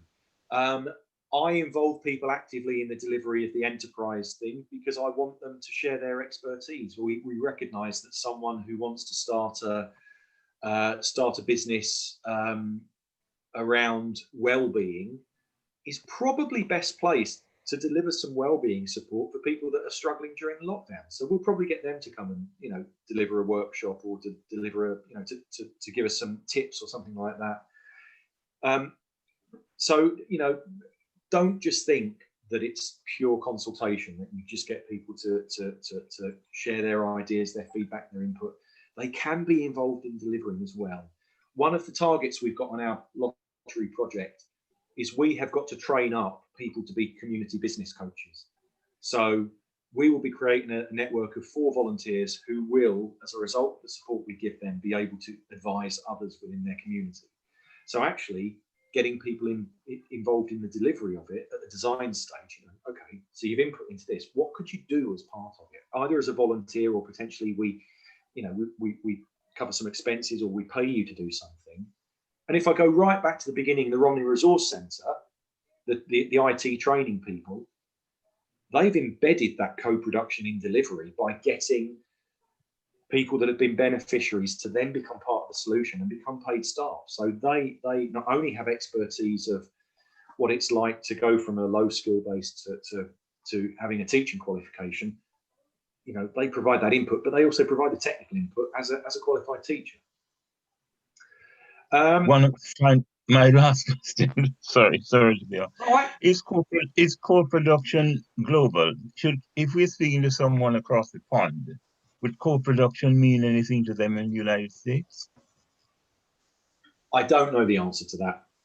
I genuinely don't know the answer to that. I certainly, I look quite a lot at what the voluntary sector in Australia is doing, because they're really pragmatic and they're really smart at the same time. And if I've done a bit of traveling in Southeast Asia, and a lot of the community initiatives, charities, NGOs, non-government organisations are influenced by good practice from Australia. So I would advocate for all of you, start researching some. If you're looking for something, go and have a look at what they do in Australia, because they get a lot of it right. They really do very well. Yeah. So co-production is known in Australia. In the States, I don't know. Further than that, I'm not really sure. Okay, good enough. The maintenance and sustaining, it may be possible that co-production, when you're thinking about the forward plan or the future of an initiative, it could be that if you invest in empowering individuals, that they could take over sustaining an activity. It could be that they take over the responsibility of delivering some support. I ran a program a few years ago, and this was totally unintended. It just happened, where we were supporting cohorts of women who wanted to get back into work. We created a very strong sort of group dynamic where they would support one another and encourage one another, and they would share information with one another. And they sort of do things practically, like I'll look after your kids while you've got that job interview, and they do a whole range of things together. When we finished our bit, going in and delivering the training, they stayed together and they would continue to meet and they would continue to support one another. And then they would invite new people to come and join that group. And I found out about a year ago that one of our What About You groups was still running 10 years after our last training session. So actually co-production can lead to people having ownership of something and just keeping it going because they see the difference that it makes. And doing that on a voluntary basis. Ownership is really crucial. People need to feel that they do own a co-production activity. They need to feel that it belongs to them and that they're part of it and that they're valued. And again, that's underpinned by those 4 principles. Feedback and communication. People will only continue to feedback and communicate with you if there is reciprocity, if they feel that they're being listened to and what they're saying is being taken seriously and acted on. I would suggest that for any form of co-production or any kind of collaboration, that there are terms of reference, that it's written down very clearly the purpose of the co-production, the purpose of the collaboration. So why are we pulling all these different partners together to input equally? What's our top line goal? And that might be the first discussion. That might be the first part of that co-production, is to sit there so that everyone equally inputs to deciding what that purpose, what that shared purpose actually is. And again, the final point there is that everyone is an asset. Everybody should be invited to make a contribution, given the time, the space, and the ability to do that. That's for me is a key feature. You might get someone who seems a little bit unusual contributing, but actually if you stick to that commitment to really listen and pay attention to what they're saying, their input can be significant.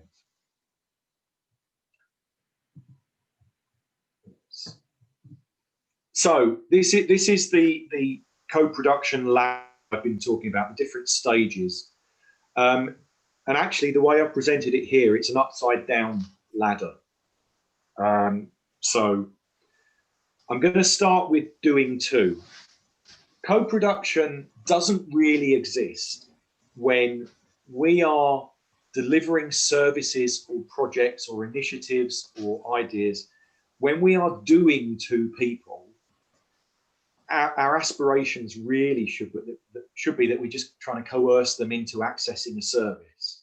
And I think probably, Gary, this is one of your frustrations, is that the way that some employment and certainly some DWP contracts are procured is that they just want you to deliver, to hit the numbers, to hit the targets, and that the beneficiary gets lost in all of this. Yes, very much so. Hit your numbers, get it in, show you've got this number of people signing off, jobs are good. And that human element, the space for co-production within that is very, very limited. And it puts pressure on those that are doing the coaching, doing the training, doing the employment support to try and humanize what could be for others a very, very mechanical service. Yeah. Do you feel the same? Totally. The big frustration for me is the eligibility. So when we're trying to engage with people, we then turn around to them and say, well, prove you live here, prove you're unemployed, prove you're this age. Yeah. And, for a lot of people, having such proof if they're potentially sofa-surfing or they haven't got a bank account or they can't prove what they want. And then the government turns around and says, well, if you don't get this proof, they've not started with you. Yeah. And it's very another frustration, and I hear this one is when we start with people, we're expected to do initial assessment, which is often around numeracy and literacy. Now, if somebody's struggling with numeracy and literacy, they know they've got a problem. They've probably been assessed loads of times before to be told that they've got numeracy and literacy problems. So all you're doing is reinforcing what they already know, but the program says they've got to have a numeracy and literacy test, usually by BKSB. And then, so really, all you're doing is reinforcing some of the problems, of course, you know, a participant has, and you've got to formally go through this process just to tell them what they already know before they can even start. And it's very frustrating for the participant. And it's very frustrating for us trying to deliver a service to them. Absolutely, absolutely. So, correct me if I'm wrong, Gary. You're sitting there in a situation where you see the benefits of co-production, where you want to work in a person-centered way. Yes. The process is forcing you to work on this first this first heading, which is you are delivering a service at people, and they have to fit in with that. That for me, that top line there, the delivering a service, a doing to service, is not co-production in the slightest. You are coercing people to access a service, for them to flex and bend so that they fit around a very process-driven service, and the enforced relationship between you and them is not equal. So if we think back to the 4 principles, equality instantly is missing, which is, we just need you to be a beneficiary of this service and just to cope with the process and crack on with it. And it's really hard doing that if you've got a heart, you've got a conscience. Yeah. Yeah. It is, but part of the problem is, and it, you know, government attacked the local authority budgets, you know, quite heavily. We used to get funded by both Ealing and Hounslow, and their funding's not forthcoming anymore. And I don't blame them, because I've seen them have to recoil back to protect their statutory services. So it's not a criticism of them, but it means that, you know, because there's not grant funding available, we are forced down this route of payment by results. And I know it's a general cry of a lot of third sector organisations that have been forced into this these payment by results contracts. That there's an element of coercion there, because if you want to do the work with the people and you want to receive funding to support doing that, you have to follow the rules, and the rules are the rules regardless. Yeah, it's a horrible catch-22 situation. Yeah. But so thank you for that. The middle rung, again, remember this is a ladder in reverse. So this has elements of co-production within it, where you are, the professional or the paid staff is working in a way where they're doing things for the clients. They're kind of involving the clients in a way. They're informing them. They're sharing information with them. They are consulting with them, and they're doing some engagement. But there's still it's still that relationship mismatch. It's no. We're the professionals. We're just kind of, we're either informing you of what we're going to do, or we're going out and we're asking you. You know, we want to engage with you. We want to enter into dialogue with you, and we might take what you tell us and embed it into our services. But it's still, we're the ones doing it. And for me, that again, that's not co-production. That's just sensible consultation. That's just saying, look, we've got a group over here we want to deliver a service to, or we want to get a bit of input. Let's talk to them first. And it's sensible. It's good business practice. You know, Peters and Waterman back in the 80s in their business book In Search of Excellence said, you know, you should be close to the customer. This is an example of it. Talk to your customers, listen to your customers, act on it. But it's still you as the organisation doing the acting. It's still you taking that feedback, taking that information, and doing something with it. Co-design and co-production, for me, is very much more.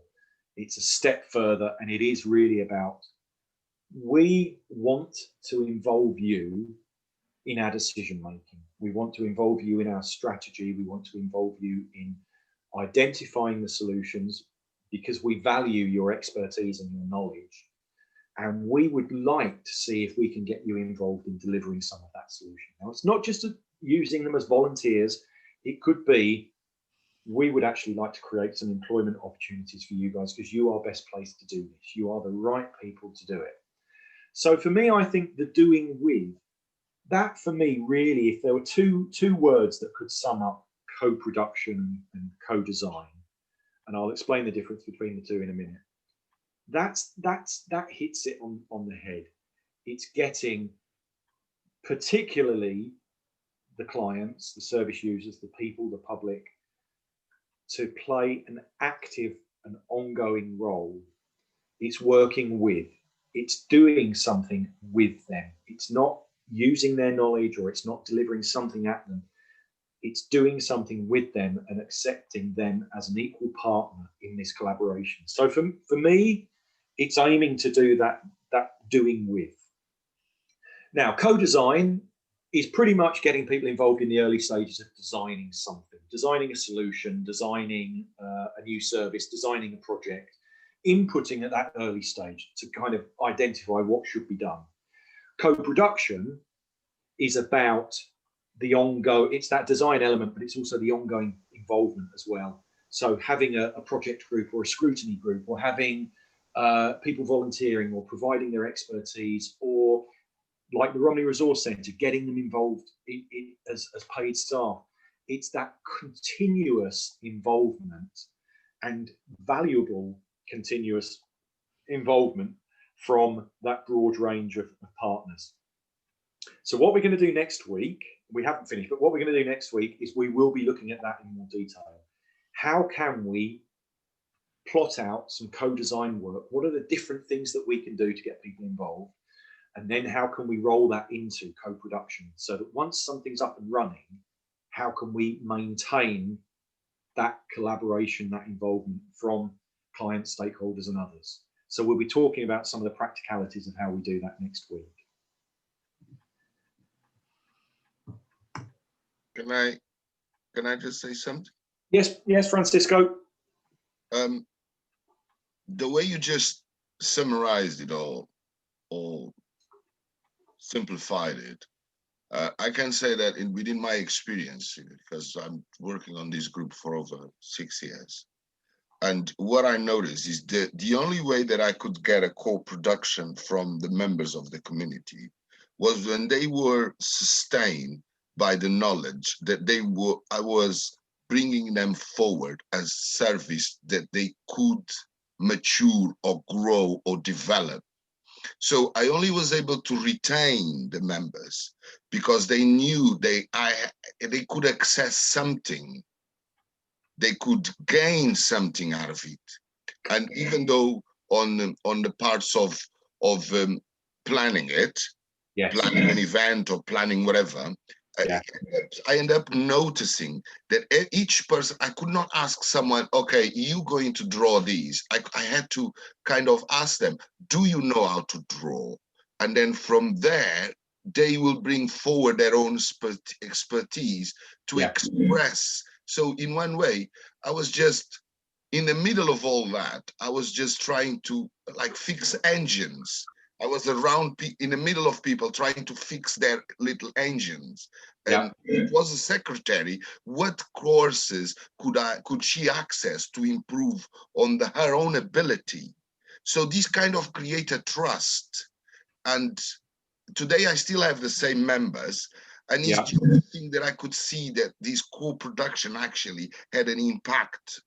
I don't know and I think what you've described beautifully there is that reciprocity principle. Someone gets something out of it. Someone gets something out of being involved and collaborating and contributing and taking part in it. And also just making it really clear what it is that they get from it. It can be a really good way to keep someone engaged and involved. So yeah, I think that's a really good example of that. Thanks. I'm going to skip over this slide because we've spoken about the various people that can be involved in co-production. You know, you can read that through at your leisure, but we've discussed everybody that's on that list, so there's no one there really. The final bullet point I would say though is trustees. If you are a service-led organisation, do not ignore the fact that your trustees have lived experience and can provide, you know, incredible insight. So yeah, trustees should be involved in this. They shouldn't just be sitting at a distance. I think we're probably going to touch more on these next week. So I'm going to just skip over this one as well because we are getting tight on time. these are just some of the methods and mechanisms that you can use within co-production. We will talk about them in much, much more detail next week. So they're on here. If anybody can't make next week and they would like to ask about them, email me. My email address will be coming up soon. Please feel free to get in touch about those. Timescales is one of the downsides. Co-production can take a long time. It does slow things down, but I still think it's worth doing, because actually the results that you get are incredible. When you can sometimes get a piece of insight that can totally change your business model or your idea or your plans, and can really be a wake-up call for something that you're thinking about, and then suddenly you go, wow, we need to do this differently. And we've got lots of people that want to help us do it differently. Excellent. It takes a lot of resource. The good thing is there is funding out there to cover the cost of co-production.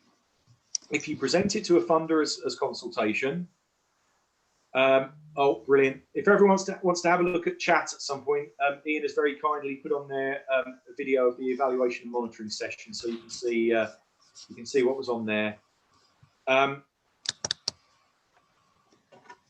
Yeah, I've just sidetracked myself then. I can't remember what I was saying. It does take a lot of time. It can cost money. It can slow things down significantly, but there is grant funding out there that will cover the cost of that. I believe Awards for All, the lottery's small grant scheme, up to £10,000, that could cover some consultation stroke co-production exercise activity. So there is money out there to cover the cost of doing it. Okay, the benefits of it. I'm sorry, I've got to speed up too much.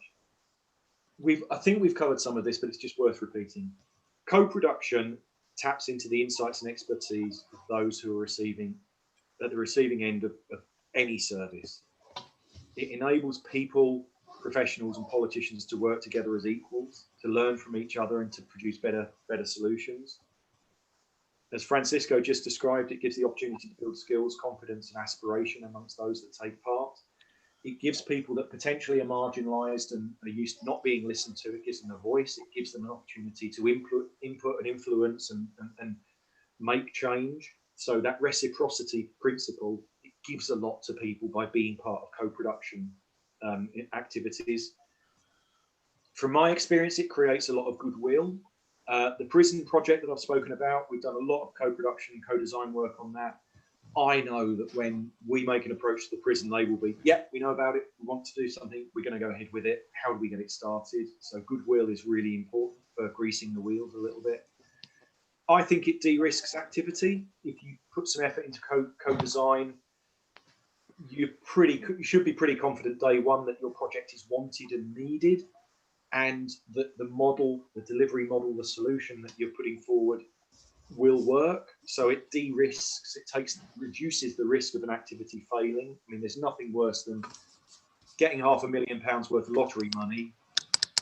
You start rolling out, and then 3 months into it, you realise that it's completely the wrong project for completely the wrong initiative, and it's going to fail. I mean, reputational damage of that is ridiculous. Going out to the community and particularly talking to clients or prospective clients can build demand, and it can help ease engagement because people will be familiar with it. And ultimately, we do this to produce better outcomes for people. I believe co-production does that. I think we get better results, potential to share resources, potential to change like people's lives more effectively, I think is really important. So yeah, that's another reason for doing it. Working with large groups, it can take a lot of time. If you're working in a large geographical area, it can take a long time to get around and get that full diverse inclusion, and it does slow things down a little bit. Yeah, so I'm just going to check chat because we've got some messages coming in. Okay, cool. Ian has asked, can everybody please complete the survey feedback? Toby asked me to remind everybody of that at the end. So if everybody can do that, the Survey Monkey thing, the link is up on chat. So if you could go to that at some point and reply on that. Please mark me down for timekeeping because my timekeeping is ridiculous.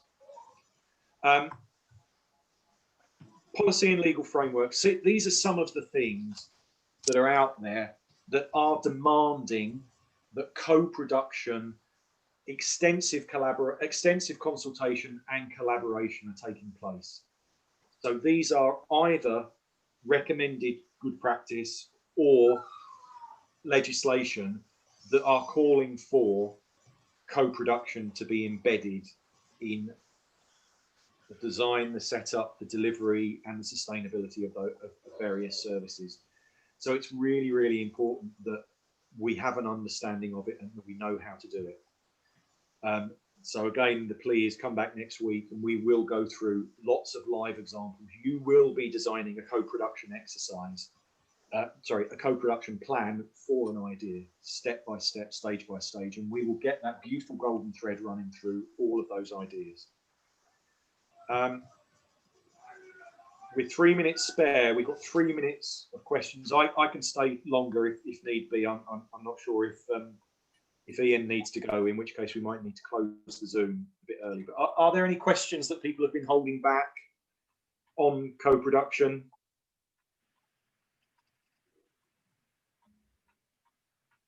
May I have another? Please. I think actually it is a question for one of our participants. It's John, I think, of Hounslow. He seems to be saying that co-production is in action within his department, that he's dealing with the councillors. Am I correct? John, a participant.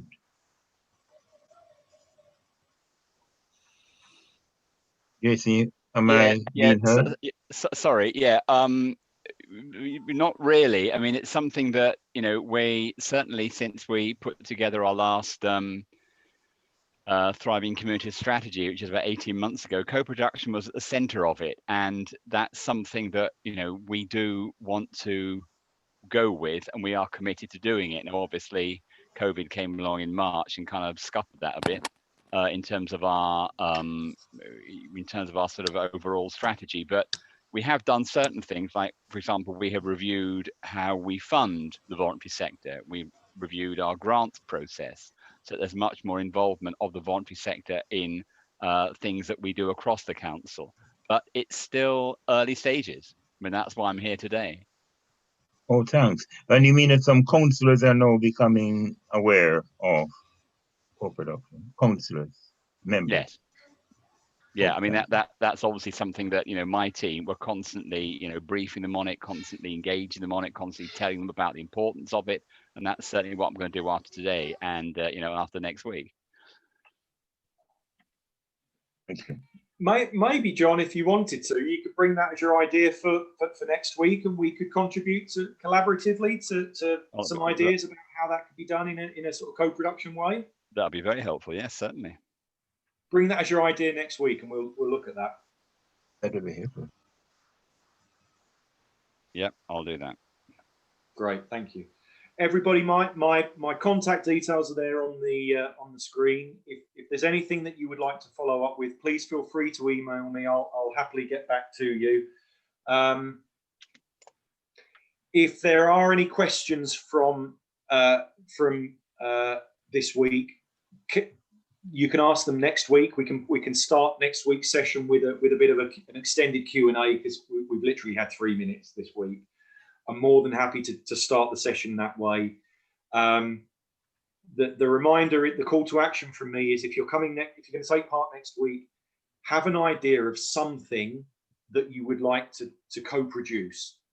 It could be a new service. It could be an extension of something that you're doing. It could be a problem that you've got within your organization or within. Let's have a look at it through the lens of co-production and see if we can help shape it in a or at least let's look at how you could do some co-production activity to find a solution to that issue. And we'll make it a really, collaborative session rather than just me talking at you, which has been quite a lot of today. So I apologise for that. But this was very much about the kind of the principles and the theory behind co-production rather than the practicalities of it.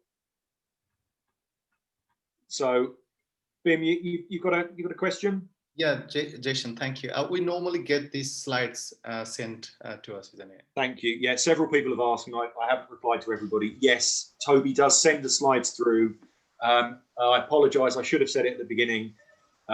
So take some notes, but you will get these all sent through, and I think they normally come out either today if Toby's able, or they'll the next time he's working. So yeah, they'll all get sent out. And again, this has been recorded, so there will be a version of it for you to look at. I think it makes it onto YouTube, Ian, is that right?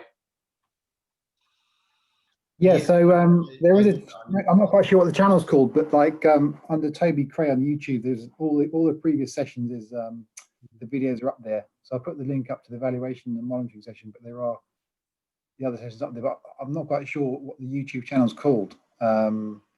But I'll ask Toby, but yeah, that link can be sent out to people as well. Yeah. So I'll draw it to a close. Thank you everybody for your input. Thank you for your questions. I apologise it was me talking a lot, but there's quite a lot of theory behind it.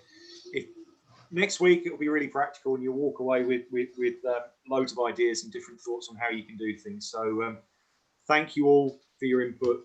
If you haven't completed the SurveyMonkey feedback, please do. I've enjoyed it, and I wish you all a very enjoyable weekend.